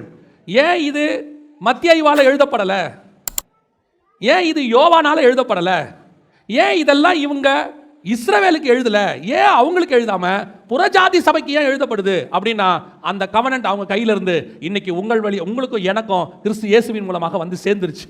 ஆபிரகாமுக்கு கொடுத்த மெல்கிசேதேக்கின் கவனன்ட்டை கர்த்தர் உங்க கையில என் கையில எடுத்து கொடுத்துட்டாரு. இன்னைக்கு இப்போ நீங்கள் நானும் கையில் வச்சிருக்கிறோம். அவனுக்கு பரலோகத்துக்கு போகிற வழி அடைக்கப்பட்டுருச்சு, அந்த வழி உங்களுக்கு எனக்கு திறந்துருச்சு. ஏன்னா பரலோகத்துக்கு போகிறதுக்கு டோக்கனே இதுதான். ஏன்னா தன் சரீரம் என்கிற திரைச்சீலையின் வழியாக ஒரு மகா பரிசுத்த ஸ்தலத்துக்குள் பிரவேசித்தார், பரலோகத்துக்கு போனார். அதுக்கு போகணும்னா இந்த கவனன்ட் கையில் இருக்கணும், இது கொண்டு போய் காட்டணும். பாஸ்போர்ட்டும் விசாவும் மாதிரி இது. இதோ இருக்குங்க பாஸ்போர்ட், அதில் விசா இருக்குங்க, இதோ இருக்குங்க சரீரம், அதோட ரத்தம் இதில் இருக்குங்க, என்ன உள்ள விடுங்கன்னு அர்த்தம். இதை அவங்க கையில் கொடுத்தா அவங்க ஆகாரம் பார்த்துட்டு இதை ஓரமாக வச்சுட்டாங்க. இப்போ கத்தர் பார்த்தாரு, ஓகே ரைட் ஃபைன், அவன் வச்சுட்டு ஆகாரத்து போயிட்டான்ல, இதை எடுத்து இன்னொருத்தங்கிட்ட கொடு. யார் கையில் கொடு? கொரிந்தியர்ட்ட கொடு, புறஜாதியார்ட்ட கொடு. இப்போ இது நம்ம கையில் இருக்குது. இப்போ வாசிங்க எபிரேயர் 11ஆம் அதிகாரம் 39 வாசிங்க. இவர்கள் எல்லாரும் விசுவாசத்தினாலே நற்சாட்சி பெற்றிருந்தும் வாக்குத்தத்தம் என்ன வாக்குத்தத்தம்? உன் நித்திய ஜீவனை சுதந்திரிப்பேன், ஜீவனுள்ள ஒரு தேசத்துக்கு கூட்டிட்டு போவேன். இதெல்லாம் வாக்குத்தத்தம். வாக்குத்தத்தம் பண்ணப்பட்டதை ஏன் போனாங்க? கையில் கொடுத்த கவனன்ட்டை கீழே வச்சுட்டாங்க. அவ்வளோதான், முடிஞ்சிருச்சு. இப்போ அடுத்து தொடர்ந்து வாசிங்க. அவர்கள் நம்மை அல்லாமல் பூர்ணராகாதபடிக்கு. இப்போ அந்த நன்மையான ஈவு உங்கள் கையிலும் என் கையில் இருக்கு. அதான் நீங்கள் எடுக்க போகிற கவனன்ட், அதான் உடன்படிக்கை, அதுதான் அப்பமும் ரசமும், கம்யூனியன். இன்னைக்கு ஆண்டவர் நம்மகிட்ட கொடுத்து வச்சிருக்கிறாரு. ஆபிரகாமுக்கு உண்டான ஆசீர்வாதம் கிறிஸ்து இயேசுவின் வழியாக புறஜாதியாருக்கு வந்து சேர்ந்துருச்சு. இப்போ நம்ம கையில் கொடுத்தாச்சு, இப்போ நம்ம கையில் இருக்கு. ஆனால் இப்போ உங்களுக்கும் எனக்கு திருப்பி இன்னொரு காஷனை தூக்கி போடுறாரு பவுல் பின்னாடி. அதே 1 கொரிந்தியர் 11 எல்லாமே வந்துருச்சு, உங்கள் கைக்கு கொடுத்துட்டோம். ஒரு நாள் ஆபிரகாம் கையில் அதை கொடுத்தோம். கொடுத்த ஆபிரகாம் கையில் வச்சிருந்தவர் 14ஆம் அதிகாரத்தில் வாங்கினவர் 16ஆம் அதிகாரத்தில் ஆகாரம் தொடரணும்னா இதை கீழே வச்சா தான் தொட முடியும். ஏன் தெரியுமா? அதே 14ஆம் அதிகாரத்தில் ஆபிரகாம் சொல்றாரு அந்த சோதோம் ராஜாவை பார்த்து, உன் பாதரட்சியின் வாரை கூட நான் என்ன செய்ய மாட்டேன், தொட மாட்டேன். ஏன் தொட மாட்டேன்? இப்போ என் கையில் என்ன இருக்கு? அப்பமும் ரசம் இருக்கு என் கையில். இதை கையில் வச்சிருக்கிறேன். நான் புறஜாதி ராஜாவுடைய பாதரட்சியின் வாரை கூட தொட மாட்டேன். சோதோம் ராஜாவுடைய வாரை கூட தொட மாட்டேன். அவரு பார்வோன் ராஜாவுடைய வேலைக்காரியை தொட்டுட்டார். கதை முடிஞ்சு. கையில் இருந்த கம்யூனியன் காலி, ஓவர், டோர் க்ளோஸ். அவர்கள் நம்மை அல்லாமல் பூர்ணராகாதபடிக்கு. அவ்வளவுதான், அவர்கள் நம்மை அல்லாமல் பூர்ணராகாதபடிக்கு பரலோகத்தின் தேவன் உனக்கும் எனக்கும் மேன்மையான ஆசீர்வாதங்கள், உச்சிதமான ஆசீர்வாதங்கள் தலைக்கு மேலே வச்சிருக்கிறார். என்ன ஆசீர்வாதம் தெரியுமா? 4000 வருஷமா எவனுமே பரலோகத்துக்குள்ள நுழைய முடியாது. விசுவாச சந்ததி போக முடியாது. ஆபிரகாம் காலத்திலிருந்து உள்ளவங்க போக முடியாது. முதல் 2000 வருஷம் போக முடியாதவங்களுக்கு டோரை ஓபன் பண்றதுக்கு தான் ஆபிரகாம்கிட்ட கொடுத்தாரு. ஆபிரகாம் இழந்ததை திருப்பி உனக்கும் எனக்கும் ஓபன் பண்ணி கொடுத்திருக்கிறார். அல்லேலூயா. இப்ப சொல்றாரு, அபாத்திரமாய் போஜனபானம் பண்ணுகிறவன் எவனோ? அபாத்திரமாய் போஜனபானம் பண்ணுகிறவன் கர்த்தருடைய சரீரம் இன்னதென்று நிதானித்து. அது என்ன நிதானம்? என் கையில் ஒரு கம்யூனியனை கொடுத்தானே மெல்கிசேதேக்கு, ஏன் கொடுத்தாங்கிற நிதானம் யாருக்கு இல்லை? இது என்கிட்ட ஏன் கொடுத்தான்? திடீர்னு சோதோம் ராஜாவை பார்க்கறது முன்னாடி கொண்டு என் கையில் கொடுத்துட்டு போறானே, ஏன் கொடுத்தான்? அந்த நிதானம் இல்லாம சர்வ சாதாரணமா இது ஒரு கம்யூனியன், வாயில போடு, அப்பத்தை பூசி, கதை முடிஞ்சு. கம்யூனியன் நிதானம் இல்லாமல் எடுக்கிறது. லைன்ல நிக்க சொல்லிட்டாங்க, கிடுகிடுன்னு ஏஞ்சி வந்து நிக்கிறது, வாங்கி வாயில போடுறது, அப்பத்தையும் ரசத்தையும் குடிக்கிறது. எதுக்கு? அது கம்யூனியன். என்ன கம்யூனியன்? மாசம் மாசம் தருவாங்க. எப்போ தருவாங்க? 1ஆம் தேதி தருவாங்க, முதல் சண்டே தருவாங்க. ஏன் தராங்க? அது சடங்காச்சாரம். சர்ச்சில் கிறிஸ்தவங்களா இருந்தா எடுக்கணும். நான் கிறிஸ்டியன், அப்புறம் ஞானஸ்தானம் எடுத்தா தான் கொடுப்பாங்க. அப்புறம் அவ்வளோதான். எப்போ நீ நிதானமா எடுத்த, எப்போ அபாத்திரமா எடுத்த, எப்பயா தெரியுமா? நான் இதை நிதானத்தோடு எடுத்திருக்கிறேன். அபாத்திரமா போஜனம் அன்னைக்கு ஒரு ஆகார் போச்சு கம்யூனியன். இன்னைக்கு எத்தனை பேர் எப்படி நிதானமாக எடுக்கிறாங்க? அபாத்திரமாய் போஜனமானம் பண்ணுகிறவன் உங்களில் சிலர் வியாதி உள்ளவர்களாய் மாறி இருக்கு. திருப்பி நல்ல மாதிரி இதை கூட எப்படி மாம்சத்தின்படி எடுத்துக்கிறான் தெரியுமா? இது வரைக்கும் ஸ்பிரிச்சுவலாக எடுத்துக்கிறான். கம்யூனியன்ங்கிறது ஸ்பிரிச்சுவல். ஆமாங்க. அப்பமும் ரசமுங்கிறது என்ன? அவருடைய சரீரம், அவருடைய ரத்தம். இது அப்பமும் ரசம் இல்லை, அவருடைய சரீரம் ரத்தமாக நாங்கள் நிதானிக்கிறோம். இதை வந்து ஸ்பிரிச்சுவலாக பார்க்குறோம். அப்போ இதை எடுத்தா வியாதி வரும்னு இருக்குதே, அது கூட மாம்சமா ஆவியா? இது ஆவியில் நிதானிக்கணும்னா அது என்ன பண்ணணும்? ஆவிக்குரிய வியாதி வரும். நீங்க எதை நினைச்சுக்கிறீங்க? சரீர வியாதி. அப்போ கம்யூனியன் எடுக்கிற உங்களுக்கும் வியாதி வருது, கம்யூனியன் எடுக்காதவனுக்கும் வியாதி வருது. நீங்க என்ன இருக்க? இப்போ கம்யூனியன் மேலே உங்களுக்கு அந்த மரியாதை போயிடுது. அவனுக்கு தான் வந்துச்சு, நமக்கு தான் வந்துச்சு. இது கம்யூனியன் பிரச்சனை இல்லை, இது பாடியில் இருக்கிற இம்யூனிட்டி பிரச்சனைன்றோம். கர்த்தர் சொல்றாரு, நான் மாம்சத்தில் வர வியாதியை பற்றியே உனக்கு பேசலை, நான் பேசுறது முழுக்க முழுக்க ஆவியில் வரக்கூடிய வியாதியை பற்றி பேசிட்டு இருக்கிறேன். ஆவியில் வியாதி பிடிச்ச ஒரு குரூப் இருக்கு. அந்த அந்த சில நேரங்கள் பார்த்தீங்கன்னா சிலருக்குலாம் வியாதி வந்ததே தெரியாது. திடீர்னு ஒரு நாள் தெரியும், கண்டே பிடிக்கலங்க, திடீர்னு சொல்லிட்டாங்க எனக்கு வியாதின்னு. அந்த மாதிரி தான் ஆவிக்குரிய வியாதி. அதுக்கப்புறம் உங்களில் சிலர் நித்திரையும் அடைந்திருக்கிறார்கள். நித்திரைனா என்ன? மரணம். எந்த மரணம்? மாம்ச மரணம் இல்லை, ஆவிக்குரிய மரணம். பரலோகத்துக்கே நீ போக முடியாது, பரலோகத்துக்குள்ள என்ட்ரி ஆக முடியாது. அதுதான் பழைய ஏற்பாட்டில் ஆபிரகாமுக்கு நடந்தது. அதே காரியம் தான் புதிய ஏற்பாட்டிலையும் நடக்குது. இன்னைக்கும் நிறைய பேர் கையில் கம்யூனியன் வச்சுக்கிறான், ஆகாரையும் வச்சுக்கிறான், கையில் கம்யூனியன் வச்சுக்கிறான், சிவப்பான கூழையும் வச்சுக்கிறான், கையில் கம்யூனியன் வச்சுக்கிறான், 2 வெள்ளிக்காசையும் எதிர்பார்த்துக்கிட்டு இருக்கிறான். கையில் கம்யூனியன் வாங்குறான். யூதாஸ் போய் 30 வெள்ளிக்காசையும் அதே கையில் தான் வாங்கினான். கடைசியில் வசனம் சொல்லுது, நாண்டு கொண்டு செத்தான், மாம்ச சாகல்ல. கர்த்தர் சொல்றாரு, அவன் மறுபடி பிறவாதிருந்தால் நலமாயிருக்கும். Spiritual death. இன்னைக்கு உனக்கும் எனக்கும் நித்திய ஜீவனும் சரி, நித்திய மரணமும் சரி, கர்த்தர் நமக்கு முன்னாடி வச்சிருக்கிறார். கர்த்தர் உங்களுக்கு நித்திய மரணம் கொடுக்கணும்னு விரும்பலை, ஆனால் நித்திய ஜீவனை கொடுக்க விரும்புகிறார். அந்த நித்திய ஜீவனுக்கு நீ எப்படி இருக்கிறங்கிறதா முக்கியம். புறஜாதியாருக்கு அந்த ஆசீர்வாதத்தை கிறிஸ்து இயேசுவின் மூலமாக கர்த்தர் கொண்டு கொடுத்துட்டார். இப்போ நம்ம கையில் அது இருக்கு. இதை பத்திரமா பாதுகாக்க வேண்டியது நம்முடைய பொறுப்பு. அல்லேலூயா. இதை எக்காரணம் கொண்டும் ஆபிரகாம் இழந்த மாதிரி, அவன் சந்ததி இழந்த மாதிரி என்ன செஞ்சிடக்கூடாது, இழந்துடக்கூடாது. கடைசியாக அந்த வசனத்தை திருப்பி வாசிங்க சொல்கிறேன். கலாத்தியர் 3:14 வாசிங்க பார்ப்போம். ஆபிரகாமுக்கு உண்டான ஆசீர்வாதம் புறஜாதியாருக்கு வரும்படியாகவும், அடுத்து ஆவியை குறித்து சொல்லப்பட்ட வாக்கு தத்தத்தை நாம் விசுவாசத்தினாலே பெறும்படியாகவும். இயேசு சிலுவையில் மரிச்சா ஒன்று ஆபிரகாமுடைய ஆசீர்வாதம் அவன் சந்ததிக்கு வரணும். ரெண்டாவது, இஸ்ரவேலர்களுக்கு வாக்கு பண்ண மிக முக்கியமான இன்னொரு விஷயம் என்ன தெரியுமா? பரிசுத்தாவின் அபிஷேகம். நம்ம எல்லாரும் நினச்சிக்கிட்டு இருக்கிறோம் பரிசுத்த ஆவியானவர் நமக்கு வாக்குத்தத்தம் பண்ணப்பட்டதுன்னு சொல்லி. ஆனால் முதல்ல வாக்குத்தத்தம் பண்ணப்பட்டது யாருக்கு தெரியுமா? இஸ்ரவேலுக்கு தான் வாக்குத்தத்தம் பண்ணப்பட்டது. வாசிங்க, ஒரு 4 வசனம் இருக்குது. நான் சொல்கிறது அடுத்தடுத்து வாசிக்கிட்டே வாங்க. முதல்ல வாசிங்க, அப்போஸ்தலர் நடபடிகள் 1:5 வாசிங்க. ஆகையால் நீங்கள் எருசலேமை விட்டு போகாமல் என்னிடத்தில் கேள்விப்பட்ட பிதாவின் வாக்குத்தத்தம் நிறைவேற காத்திருங்கள் என்று கட்டளையிட்டார். எருசலேமில் தான் ஊற்றப்படணும். அது இஸ்ரவேலுக்குரியது. எருசலேம் என்பது இஸ்ரவேலின் தலைநகரம், மகாராஜாவின் நகரம். வானத்தில் இருக்கிற ஆவியானவர் ஜலத்தின் மேல் அசைவாடி கொண்டிருக்கிறவர் முதல்ல வரணும்னா முதல்ல எந்த ஊருக்குள்ள வரணும்? எருசலேமுக்குள்ள தான் வரணும். யோர்தானில் இயேசு மேலே இயேசு தண்ணியிலிருந்து வெளியே வரார். நல்லா கவனிங்க. முதல்ல ஆதியாகமம் 1:1 அதிகாரத்தில் வாசிக்கும் போது ஜலத்தின் மேல் ஆவியானவர் அசைவாடி, அன்னைக்கு அசைவாடின ஆவியானவர் 4000 வருஷமா அசைவாடிட்டே இருக்கிறாரு. இந்த தண்ணிக்கு மேலேயே இருக்கிறாரு. ஏன்னா பூமிக்குள்ள வர்றதுக்கு அவருக்கு என்ன வேணும்? ஒரு வழி வேணும், ஒரு மாம்சம் வேணும், ஒரு சரியான சரீரம் வேணும். அப்பதான் உள்ளுக்குள்ள நுழைய முடியும். ரைட் சேனலும்பாங்க. இது வேணும். பார்க்குறாரு, தாவீதை பார்க்குறாரு, ஒரு இடத்துல உள்ள வரலான்னு பார்க்குறாரு. ஆனால் பத்சேபாள் விஷயத்தில் வெளியே போயிட்டாரு. இப்படி பார்க்குறாரு, சிம்சோனை பார்க்குறாரு, உள்ளே வரலான்னு பார்க்குறாரு, தெளிலால் விஷயத்தில் அப்படி வெளியே போயிட்டாரு. இப்படி ஒவ்வொருத்தரையும் பார்க்குறாரு, உள்ளே வரலாம், இல்லை நிரந்தரமாக இருக்க முடியல, வந்து போயிட்டு இருக்கிறாரு. இந்த ஜலத்தின் மேல் அசைவாடிட்டே இருக்கிறாரு. ஒரு நாள் யோர்தான் என்கிற ஜலத்திலிருந்து ஒரு தலை வெளியே வருது. அவரை பார்க்குறாரு, இயேசு கிறிஸ்துவை பார்க்குறாரு. இதுதான் சரியான சேனல் நான் பூமிக்குள்ளே போகிறதுக்கு. ஏன் இவர் வழியா நான் உள்ளே போயிட்டா இவர் வம்சத்துக்குள்ளே போயிடலாம், இவர் பின்மாற்றம் அடையவே மாட்டார், இவர் மூலமாக நித்தியமாக நான் பூமிக்குள்ளே இருக்கலாம் தான் ஆவியானவர் இயேசு வழியாக உள்ள வரார். 1ஆம் அதிகாரத்தில் ஜலத்தின் மேல் அசைவாடி கொண்டிருந்த ஆவியானவர் மத்திய சுவிசேஷம் 4ஆம் அதிகாரத்தில் வரார். 3ஆம் அதிகாரத்தில் ஜலத்திலிருந்து வெளியே வர இயேசு மேலே வரார். 4000 வருஷம் டைம் கேப். ஒரே ஒரு தலைக்கு எதிர்பார்த்துக்கிட்டு இருக்கிறார். நிரந்தரமாக உள்ளே வந்து அவருடைய வம்சம் நீங்களும் நானும் புறஜாதியார். ஆனால் இப்போ புறஜாதியாருக்கு முன்னாடி அவருடைய வம்சம் யாரு? இஸ்ரவேலர்கள். அவங்களுக்கு தான் அது வாக்குத்தத்தம். எருசலேமில் இருங்க, அங்கே வருவார், அவங்களுக்கு தரோம். அவங்க அடுத்த வசனம் வாசிங்க. அப்போஸ்தலர் நடபடிகள் 2ஆம் அதிகாரம் 33 வாசிங்க. அவர் தேவனுடைய வலது கரத்தினாலே உயர்த்தப்பட்டு பிதா அருளிய வாக்குத்தத்தத்தின்படி பரிசுத்த ஆவியை பெற்று நீங்கள் இப்பொழுது காண்கிறதும் கேட்கிறதுமாகிய இதை பொழிந்தருளினார். அப்ப பிதாவுடைய வாக்குத்தத்தம் என்னது? பிதாவுடைய வாக்குத்தத்தம் என்னது? பரிசுத்த ஆவி. பிதா பைபிள்ல 2 வாக்குத்தத்தம் பண்ணியிருக்கிறார். எனக்கு தெரிஞ்சு இன்னும் இருக்கும். நான் தியானிச்சதுல 2. ஒன்னு பரிசுத்த ஆவி, இன்னொன்னு நித்திய ஜீவன். நித்திய ஜீவன் அளிப்பேன் என்பதே அவர் நமக்கு பண்ணி இருக்கிற வாக்குத்தத்தம். அப்ப பிதால 2 முக்கியமான வாக்குத்தத்தம். ஒன்று நித்திய ஜீவன், இன்னொன்னு பரிசுத்த ஆவி. இதுல எங்கேயாவது மாம்சம் இருக்கா? பூமிக்குரியது இருக்கா? இதுல ஏதாவது இருக்குதா? இப்ப பாருங்க, எல்லாரும் ஒரு வசனத்தை வச்சுக்கிறாங்க. அந்த வசனத்தை வச்சுக்கிட்டு தான் கேளுங்கள் உங்களுக்கு தருவாரு, கேளுங்க தருவாரு, கேளுங்கள் தரப்படும், தட்டுங்கள் திறக்கப்படும், அப்புறம் தேடுங்கள் கண்டடைவீர்கள். என்ன கேட்க சொன்னாரு? மத்தேயு சுவிசேஷம் 7ஆம் அதிகாரம் 11ஆம் வசனம் வாசிங்க. ஆகையால் பொல்லாதவர்களாகிய நீங்கள் உங்கள் பிள்ளைகளுக்கு நல்ல ஈவுகளை கொடுக்கும்போது பரலோகத்தில் இருக்கிற உங்கள் பிதா தம்மிடத்தில், நல்ல கவனிங்க, இந்த வசனத்தை அண்டர்லைன் பண்ணுங்க, தம்மிடத்தில் வேண்டிக் கொள்ளுகிறவர்களுக்கு நன்மையானவைகளை கொடுப்பது எது நன்மை? லூக்கா எழுதின சுவிசேஷம் 11ஆம் அதிகாரம் 13ஆம் வசனம். பொல்லாதவர்களாகிய நீங்கள், இதே வசனம் தாங்க, சேம் மத்திய 7:11 இருக்கிறதே தான் லூக்கா 7ஆம் அதிகாரம் 11ஆம் அதிகாரம் 13 இருக்கு.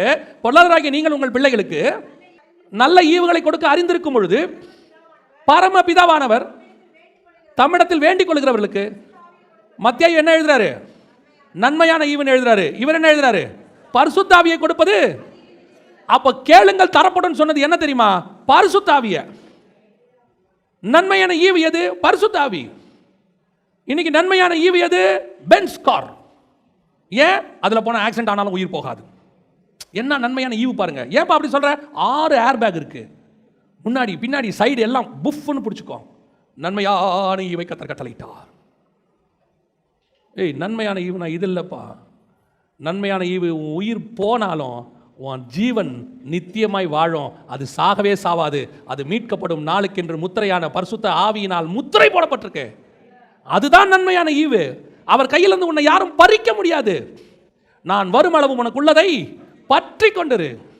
அதுதான் பரிசுத்த ஆவியினுடைய அபிஷேகம். எவ்வளோ பெரிய ஈவு யோசிச்சு பாருங்களேன். பரிசுத்த ஆவியானவர் யாரு? பரிசுத்த ஆவியானவர் யாரு? பிதாவின் ஆவியானவர். அவர் அங்கே இருக்கார், பரலோகத்துக்குரியவர். அவர் இயேசு கிறிஸ்துவோடைய வம்சங்கிறதுனால இப்போ யாருக்குள்ளே வந்திருக்கிறாரு? நம்மகிட்ட வந்திருக்கிறார். சில நேரத்தில் இந்த டீச்சர் பசங்க இருக்காங்கல்ல, அந்த பசங்க அந்த ஸ்கூல்லையே படிப்பானுங்க, பார்த்துருக்கீங்களா? அந்த டீச்சருடைய பசங்கிட்டே படிப்பாங்க. நம்மளுக்கு சொல்லப்பட்ட வாக்கு தத்தத்தின்படி 100க்கு 80% டீச்சர் பையன் என்னவா தான் இருப்பான்? மக்கு. இப்போ அந்த பையன் படிக்கிற கிளாஸில் அவன் தான் கடைசியில் ஃபஸ்ட் பெஞ்சில் உட்காந்துருப்பான். கடைசியில் ஃபஸ்ட் பெஞ்சில் உட்காந்துருப்பான். படிப்பு வராது, ஆனால் வேறு வழி இல்லாமல் வருஷம் அவன் பாஸ் ஆகினே இருப்பான். பார்த்துருக்கீங்களா? காரணம் என்ன? காரணம் என்ன? அவங்க அம்மா அந்த ஸ்கூலில் என்னவா இருக்கிறாங்க? டீச்சராக இருக்காங்க. உங்கள் அம்மா ஸ்கூலில் படிக்கிற வரைக்கும் தான் உனக்கு நல்லது. மீறி நீ அடுத்து காலேஜுக்கு போனோம், எவனும் மார்க் பண்ண மாட்டான். சில நேரத்தில் கத்தர் பிடிச்சி புறஜாதியார் கையில் கொடுத்துருவாரு. கத்தர் பிடிச்சி எங்கே பண்ணிடுவார்? ஆக்கின தீர்ப்பு உண்டாக முடியும். பவுலே சொல்கிறாரு, உங்களை சாத்தான் கையில் ஒப்படைக்கிறேங்கிறாரு. இன்னைக்கு சபைக்குள்ள எது நன்மையான ஈவனே தெரியாமல் உட்காந்துக்கிட்டு பரிசுத்த ஆவியான பெற்றுடுச்சு. அதான் இப்போ முக்கியமே. தங்கிட்ட இருக்கிற நன்மையான ஈவன் அதுக்கு தெரியாது பாருங்க. அதை பெற்றுட்டு உட்காந்துக்கிட்டு அவர்கிட்டயே அவரே எனக்கு ஆண்டவர் சமீபத்தில் ஒன்று சொல்லி கொடுத்தாரு. பரிசுத்த ஆவியானவர் சொல்கிறாரு, நீங்கள் உங்களுக்கு என்ன கேட்க வேண்டும் என்று தெரியாதிருக்கிறபடியினாலே உங்களுக்குள்ள இருக்கிற பரிசுத்த ஆவியானவர் என்ன பண்ணுறாரு? நீங்கள் என்ன கேட்க வேண்டும் என்று உங்களுக்கு அவர் சொல்லிக் கொடுக்குறாருன்னு இருக்க வசனத்தில். நாம் ஏற்ற நேரத்தில் என்ன வேண்டிக் கொள்ள வேண்டும் அறியாதிருக்கிறபடினாலே ஆவியானவர் தாமே வாக்கு கடங்காத பெருமூச்சுகளோடு, உனக்கு ஜெபம் பண்ண தெரியாதுப்பா, அதனால் நான் என்ன பண்ணுறேன்? நான் ஜெபம் பண்ணுறேங்கிறாரு. ஏன் உனக்கு ஜெபம் பண்ண தெரியாது? எங்களுக்கு ஒன்றும் ஜெபம் பண்ண தெரியாதா? யார் சொன்னது? ப்ரேயர் பாயிண்ட் போட்டு பிரிண்ட் அவுட் எடுத்து ஃப்ரண்ட் பேங்க்கில் லேமினேட் பண்ணி கையில் வச்சுக்கிட்டு ஜெபம் பண்ணுறாள். நாங்கள் யார் சொன்னால் எங்களுக்கு ஜெபம் பண்ண தெரியாதுன்னு? காப்பீஸ் போட்டு 100 காப்பி வச்சுருக்கோம் சர்ச்சில். யார் வந்து எப்போ வேணாலும் என்ன பண்ணிக்கலாம்? ஜெபம் பண்ணலாம். என்ன ஜெபம் பண்ணணும்? சர்ச்சுக்கு இடம் வாங்கும்படி. ஆண்டவர் சொல்ல, உனக்கு ஜெபம் பண்ணவே தெரில. இந்த வருடம் நம்முடைய ஆலயத்துக்கு 500 பேர் ஞானஸ்நானம் எடுக்கணும். ஆண்டவர் சொல்ல, உனக்கு ஜெபம் பண்ணவே தெரில. ஏன் 500 பேர் ஞானஸ்நானம் எடுக்க நல்ல விஷயம் தானே. உனக்கு யாரா டார்கெட் ஃபிக்ஸ் பண்ணா? அப்படி யார் டார்கெட் ஃபிக்ஸ் பண்ணா? உலகத்திலேயே டார்கெட் ஃபிக்ஸ் பண்ணாத நல்ல ஊழியம் எது இருக்குதுன்னா நம்மளது மட்டும்தான். அவர் சொல்கிறாரு, நீ விதைய போடு, எவனா ஒருத்தன் தண்ணி பாய்ச்சுவான், நானே விளைய பண்ணிக்கிறேன், நீ குறுக்கால போது கெடுத்துறாதேங்கிறார். இவர் 500 ஃபிக்ஸ் பண்ணிட்டார்ல ஞானஸ்நானம் கொடுக்கணும்னு. ஜனவரி 1 டிசம்பர் 31 எந்த தலையை பார்த்தாலும் முக்கலாமான்னு யோசிச்சுக்கிட்டே இருப்பான். அவன் எடுத்தவனா எடுக்காதவனா அந்த கவலையே இல்லை. போனவனே கேட்பாங்க, ஞானஸ்நானம் எடுத்துட்டீங்க? அவருக்கு ஞானஸ்நானம் கொடுக்கணும் முடிவு பண்ணிட்டான் 500 பேருக்கு. அவன் கொரியர்காரரா, இல்லை தண்ணி போட வந்தவனா, டேங்க்காரனா, இல்லை எலக்ட்ரிஷியன் வந்தாரா, அதை பற்றி அவனுக்கு கவலையே கிடையாது. இந்த தலை தண்ணியில் முழுகுச்சா இல்லையா, அவ்வளோதான். ஏன்னா இந்த டார்கெட் ஃபிக்ஸ் பண்ணுறது. உனக்கு எனக்கு அந்த வேலையெல்லாம் ஆண்டவர் கொடுக்கவே இல்லை. இவ்வளோ பேர் ரட்சிப்புக்குள்ள நடத்து, இவ்வளோ பேருக்கு ஞானஸ்நானம் கொடு. நீ சொல்ல டார்கெட் ஃபிக்ஸ் பண்ண நல்லது தானே. டார்கெட் ஃபிக்ஸ் பண்ணால் நீ தப்பு பண்ண ஆரம்பிப்பேன், கண்டிப்பாக தப்பு பண்ண ஆரம்பிப்பேன். உனக்கு எனக்கும் என்ன ஜெபம் பண்ணணுன்னே தெரியாது. ஆண்டவர் சொல்வார், நான் ஜெபம் பண்ணுறது உனக்கு சொல்லித்தரேன், நீ ஒழுங்காக ஜெபம் பண்ணிட்டு என் கூட உட்கார், ஆவியில் நிரம்பி ஜெபம் பண்ணு. உனக்கு எது நன்மையான ஈவுன்னு எனக்கு தெரியும், நான் கேட்குறேன். நம்மளால் நன்மையான ஈவுன்னு நினச்சிக்கிட்டேன் அவன் பான்னு கேட்பான் பாருங்க, ஆண்டவரே எனக்கு எப்படியாவது இந்த வருஷத்துக்குள்ளே ஒரு கார் கொடுத்துருங்கப்பா. நான் உங்களுக்கு சொல்கிறேன், முதல்ல உனக்கு கார் கொடுக்கணும்னு கத்தர் முடிவு பண்ணார்னா பெட்ரோல் போடுற அளவுக்கு உன்னை பலப்படுத்துவார் பொருளாதாரத்தில், அப்புறம் தான் கார் கொடுப்பாரு. ஆண்டவர் சொல்கிறார், உனக்கு என்ன கேட்கணும்னே தெரியலடா, முதல்ல என்ன சொல்லு, என்னை விடு, நான் கேட்டு வாங்கி தரேன் உனக்கு பரலோகத்தில் இருந்து. ஏன்? நன்மையான ஈவு என்ன என்பது எனக்கு தான் தெரியும். உனக்கு நன்மையான ஈவு என்பது எதுன்னு உனக்கு தெரியவே தெரியாது. இப்பொழுது பரிசுத்த ஆவியை விட்டுவிட்டாங்க யாரு? இஸ்ரவேலர்கள். அந்த வாக்கு தத்தம் இன்னைக்கு நம்ம மேலே வந்து நிறைவேறி இருக்குது. புறஜாதியாருக்கு எழுதுறாரு, இவர்களுக்கு அந்த வாக்கு தத்தத்தை கொடு, இவர்கள் அதை அபாத்திரமாய் போஜனமானம் பண்ணாதபடிக்கு ரொம்ப கேர்ஃபுல்லாக பார்த்துக்கொள்ளுங்க. இந்த பரிசுத்த ஆவியானவர் ரொம்ப சென்சிட்டிவானவர், ரொம்ப சென்சிட்டிவானவர். அவர் எவ்வளவுக்கு எவ்வளவு உனக்குள்ளே இருந்து உன்னை சுத்திகரிக்கிறாரோ அவ்வளவுக்கு அவ்வளவு அவர் உன்னை விட்டு போகிறதுக்கும் தெரியாமல் இருக்கும். சிம்சோனுக்கு ஆவி வந்தது தெரியும், போனது தெரியாது. அல்லேலூயா. இந்த 2 காரியம் ரொம்ப முக்கியம். ஒன்று, இதுதான் உண்மையிலேயே வாக்குத்தத்தம், வாக்குத்தத்த செய்தி. 1ஆம் தேதி வாக்குத்தத்த செய்தி கேட்பீங்கள்ல, இதுதான் ஆக்சுவல் வாக்குத்தத்த செய்தி. நான் கொடுத்ததில்லை, வசனத்தில் கலாத்தியர் நிருபம் 3ஆம் அதிகாரம் 14ஆம் வசனம் இருக்குதுல்ல, இதுதான் வாக்குத்தத்தத்தின் செய்தி. முதலாவது, ஆபிரகாமினுடைய ஆவிக்குரிய ஆசீர்வாதங்கள் எல்லாம் கிறிஸ்து இயேசுவினால் புறஜாதியராக உங்களுக்கும் எனக்கும் வந்திருக்குது. 2வது, அவர்களுக்கு சொல்லப்பட்ட பரிசுத்த ஆவியானவர் இன்னைக்கு உங்களுக்கும் எனக்கும் வந்து கர்த்தர் மேலே வாசம் பண்ணி கொண்டிருக்கிறார். அல்லேலூயா. அவர்கள் அதை இரண்டையும் இஸ்ரவேலர்கள் இழந்து விட்டார்கள். கர்த்தர் நம் கையில் அதை கொடுத்து வைத்திருக்கிறார். இந்த வருஷம் இந்த ஆசீர்வாதங்களை சுதந்திரிக்கிற வருஷமாய் தான் நாம் இருக்க போகிறோம். அல்லேலூயா. எல்லா ஆவிக்குரிய ஆசீர்வாதத்தில் ஒன்று கூட நம்ம மிஸ் பண்ணக்கூடாது. இஸ்ரவேல நான் திருப்பியும் சொல்கிறேன், இந்த பூமியில் நீங்கள் வாழ்கிறதுக்கு என்ன தேவையோ அதெல்லாம் பரலோகம் ரொம்ப ஈஸியாக கொடுத்துட்டு போயிடுங்க. பூமியே படைக்க தெரிஞ்சவருக்கு பூமிக்கு உள்ளதை தர தெரியாதா? இந்த பூமியே படைச்சிட்டு யோசித்து பாருங்கள், இவ்வளோ கேலக்சியை உருவாக்கிட்டு பூமியில் மட்டும்தான் நம்ம இருக்கிறோம். எவ்வளவோ கிரகங்கள் சும்மா கிடக்குது. நம்ம சொல்லுவோம்ல, அந்த ஆள் லேண்டை சும்மா வாங்கி போட்டிருக்கிறாங்க. எதுக்கு இவ்வளோ லேண்டை வாங்கி போட்டானே தெரில, காசு சும்மா போட்டு கிடக்கு, எல்லாம் முள்ளு முளைச்சி கிடக்கு அப்படின்னு இருக்கோம்ல. சும்மாவே ஒரு லட்சக்கணக்கில் கிரகங்கள் ஆண்டவர் சும்மா வச்சிருக்கிறாரு. உனக்கு ஒரு 600 ஸ்கொயர் ஃபீட் தர மாட்டாரு? யோசிச்சு பாருங்க. உங்களை என்னையும் படைக்கிறதுக்கு முன்னாடி சும்மா போய் கேலக்சின்னு போட்டு பாருங்க, எத்தனை கோடிக்கணக்கான கேலக்சியெல்லாம் சும்மா கிடக்கு, லேண்டாக சும்மா கிடக்கு. உங்களுக்கு ஒரு 1200 ஸ்கொயர் ஃபீட்டு, ஒரு 2400 ஸ்கொயர் ஃபீட்டு தான் ஒரு பெரிய இஷ்யூவா? நன்மையான ஈவை கேள்றா. உனக்கு எனக்கும் கர்த்தர் வாக்குத்தத்தம் பண்ணினவைகளை கண்கள் காணவும் இல்லை, காதுகள் கேட்கவும் இல்லை, அது மனுஷனுடைய கற்பனைக்கு தோன்றவும் இல்லை. இன்னைக்கு ஒரு சிலர் இந்த ஆகாரு, இந்த கூழு, இந்த 2 வெள்ளி பணம், இந்த 30 வெள்ளி காசுகளை உனக்கு போதனையாக மாற்றி அதை பெருசாக மாற்றி grace, hyper grace, super grace, motivational message இதெல்லாம் சொல்லி உன்னை ரொம்ப மட்டத்தட்டி கேத்தலை பார்க்குறான். உனக்கு கர்த்தர் வச்சது இதுக்கு ஈக்குவலே கிடையாது. இது எல்லாத்தை விட மேலானவைகளை கர்த்தர் வச்சிருக்கிறார். அல்லேலூயா. அதைத்தான் இந்த வருஷத்துல நம்ம சுதந்திரிக்க ஆரம்பிக்க போகிறோம். நம்ம கேட்கறது எல்லாமே அதை பற்றி தான் கேட்க போகிறோம். அல்லேலூயா. நாம் ஜெபிக்க போகிறோம். தேவ சமூகத்தில் எழுந்திருப்போமா? நன்றி ஆவியானவரே, நாம் ஜெபிக்க போகிறோம். இந்த 2 காரியங்கள் அந்த கலாத்தியர் 3:14 சொல்லப்பட்டபடி 2 காரியங்கள். 1, ஆபிரகாமின் ஆசீர்வாதங்கள் கிறிஸ்து இயேசுவின் மூலமாக நமக்கு வந்திருக்கு. 2, பரிசுத்த ஆவியை குறித்த வாக்குத்தத்தம் நாம் பெறும்படி. 2ஐயும் ஆண்டவர் கொடுத்துட்டார். கொடுக்க போறாருல்ல, கொடுத்துட்டார். இயேசு கிறிஸ்துவின் மரணத்தின் வழியாக, சிலுவை மரணத்தின் வழியாக அதை நமக்கு வந்து சேர்ந்துருச்சு. அதை சுதந்திரிக்கிறதும் சுதந்திரிக்காமல் இருக்கிறதும் நம்ம கையில் தான் இருக்குது. ஆபிரகாம் கையில் கம்யூனியன் கொடுக்கப்பட்டாகி விட்டது. ஆபிரகாம் கையில் வாக்குத்தத்தம் சொல்லப்பட்டு விட்டது. அதை தவற விட்டது யாருடைய பொறுப்பு? இன்னைக்கும் ஆண்டவர் அதான் நமக்கு கொடுத்துருக்கிறார். நம்ம ஜெபம் பண்ண போகிறோம். நம்ம தேவ சமூகத்தில் ஒப்பு கொடுக்க போகிறோம். ஆண்டவரே, நான் இதுவரைக்கும் எனக்கு நீர் கொடுத்ததை, எனக்கு வாக்குத்தத்தம் பண்ணினதை, மேன்மையானதை, பரலோகத்துக்குரியதை, மேலானதை, பிதாவின் வாக்குத்தத்தமாகிய நித்திய ஜீவனையும், பிதாவின் வாக்குத்தத்தமாகிய பரிசுத்த ஆவியையும் நான் மேன்மையாய் கருதாமல் என் காலுக்கு கீழே இருக்கிற பூமியில் இருக்கக்கூடியதான அற்பமான ஒன்றுமில்லாத காரியங்களை மேன்மையாய் கருதி, அது என்ன வேணா இருக்கட்டுங்க, அது போயிங் 707 கூட இருக்கட்டுங்க, அது எப்பேற்பட்ட ரோல்ஸ் ராய்ஸாக இருக்கட்டுங்க, அது 4000 கோடி ரூபாயில் கட்டப்பட்ட வீடாக இருக்கட்டுங்க, அது எவ்வளோ பெரிய காஸ்ட்லியாக இருக்கட்டுங்க, ஆனால் அது பூமிக்குரியது, ஒரு நாள் அழிந்து போகும், அது நித்தியம் அல்ல, அது இங்கே இருக்கிற வரைக்கும் கர்த்தர் கொடுத்தது. ஆனால் உனக்கு எனக்கும் நித்தியமானதை கர்த்தர் வாக்கு பண்ணி இருக்கிறார். இந்த வருஷத்துலேருந்து அதை நாம் சுதந்திரிக்க போகிறோம். தேவ சமூகத்தில் கேட்க போகிறோம், ஆண்டவர் எங்களுக்கு அதுதான் ஆண்டவர், ஆண்டவர் கீழானவைகள் அல்லப்பா, மேலானவைகளே எங்களுக்கு தாங்க, நாங்கள் அதை சுதந்திரிக்க போகிறோம். ஆபிரகாமுக்கு வானத்தில் என்னென்ன ஆசீர்வாதங்கள் வச்சுருந்தீங்களோ அதெல்லாம் எங்ககிட்ட கொடுத்துருங்க ஆண்டவரே, நாங்கள் அதை இழக்க விரும்பலை. பரிசுத்த ஆவியை பற்றி என்னென்ன வரங்கள் இருக்குதோ, என்னென்ன பரிசுத்த ஆவி மூலமாக ஆசீர்வாதங்கள் இருக்குதோ, அவர் மூலமாக என்னென்ன வெளிப்பாடுகள் இருக்குதோ, வசனம் இருக்குதோ, என்ன மகத்துவங்கள் இருக்கோ எல்லாத்தையும் எங்களுக்கு கொடுத்துருங்க ஆண்டவரே. நாங்கள் அதை நாங்கள் இழக்க விரும்பவில்லை. நாங்கள் பூமிக்குரியதை கேட்கவில்லை. நாங்கள் கேட்கறதெல்லாம் மேலானவைகளை கேட்கிறோம். வெறும் ஞானத்தை கேட்டவனுக்கு ஐஸ்வர்யத்தையும் சேர்த்து கொடுத்த ஆண்டவர். இயேசுவை கேட்டால் நீதி, அவருடைய ராஜ்யத்தையும் நீதியும் கேட்டால் சேர்த்து எல்லாத்தையும் கொடுக்கிற ஆண்டவர். நீ மேலான வாக்கு தத்தத்தையும் பரிசுத்த ஆவியும் கேளு, எல்லாவற்றையும் சேர்த்து கொடுப்பதற்கு அவர் வல்லமையுள்ள தேவனாய் இருக்கிறார். அவன் கேட்டது ஞானம். கர்த்தர் சொன்னாரு, ஐஸ்வர்யத்தை நீ கேட்கல, அதையும் சேர்த்து எடுத்துக்கோ. அதுதான் கர்த்தர் வாக்கு தத்தம் பண்ணினது. மீட்புக்கு இயேசுவை கொடுக்கும்போது நீ என் ராஜ்யத்தையும் நீதியும் தேடு, அப்புறம் இல்லைன்னா சேர்த்து நான் உனக்கு கொடுக்குறேன். அதே தேவன் தான் இன்னைக்கும் ஜீவனோடு கூட இருக்கிறார். ஒப்பு கொடுத்து போமா தேவ சமூகத்தில் கரங்களை ஆண்டவருக்கு நேராக உயர்த்தி. எங்கள் சர்வ வல்லமை உள்ள தகப்பனே, நித்திய ஆசீர்வாதத்துக்கு எங்களை அழைத்தவரே, மேன்மையானவைகளுக்கு எங்களுக்கு காட்டினவரே, கீழானவைகள் அல்ல மேலானவைகளே நாடுகள் என்று சொன்னவரே, நாங்கள் அதை சுதந்திரத்துக்குள்ள எங்களுக்கு கிருபை பாராட்டுங்கப்பா. அவ்வப்போது எங்களை பூமிக்கு நேராக திருப்பி, மண்ணுக்கு நேராக திருப்பி, அழிவுக்கு நேராக திருப்பி எங்களை அழிய பண்ணுகிற, எங்களை கீழே தள்ள பார்க்குற எத்தனையோ ஆகார்கள், எத்தனையோ சிவப்பான கூழ்கள், எத்தனையோ வெள்ளி பணங்கள், எத்தனையோ அமலைக்கிற ஆடு மாடுகள், இதை எல்லாவற்றையும் உதறி தள்ளிவிட்டு, இது எங்களுக்கு லாபம் இல்லை ஆண்டவர், இதெல்லாம் நஷ்டம், லாபமானதை பவுல் விட்டாரு, நாங்கள் இந்த நஷ்டமானதையாவது விட எங்களுக்கு கிருபை பாராட்டும். உடைய மகிமையுள்ள கரத்தில் எங்களை தாழ்த்துகிறோம் எங்கள் ஆண்டவர் இயேசுவின் நாமத்தில் பிதாவே.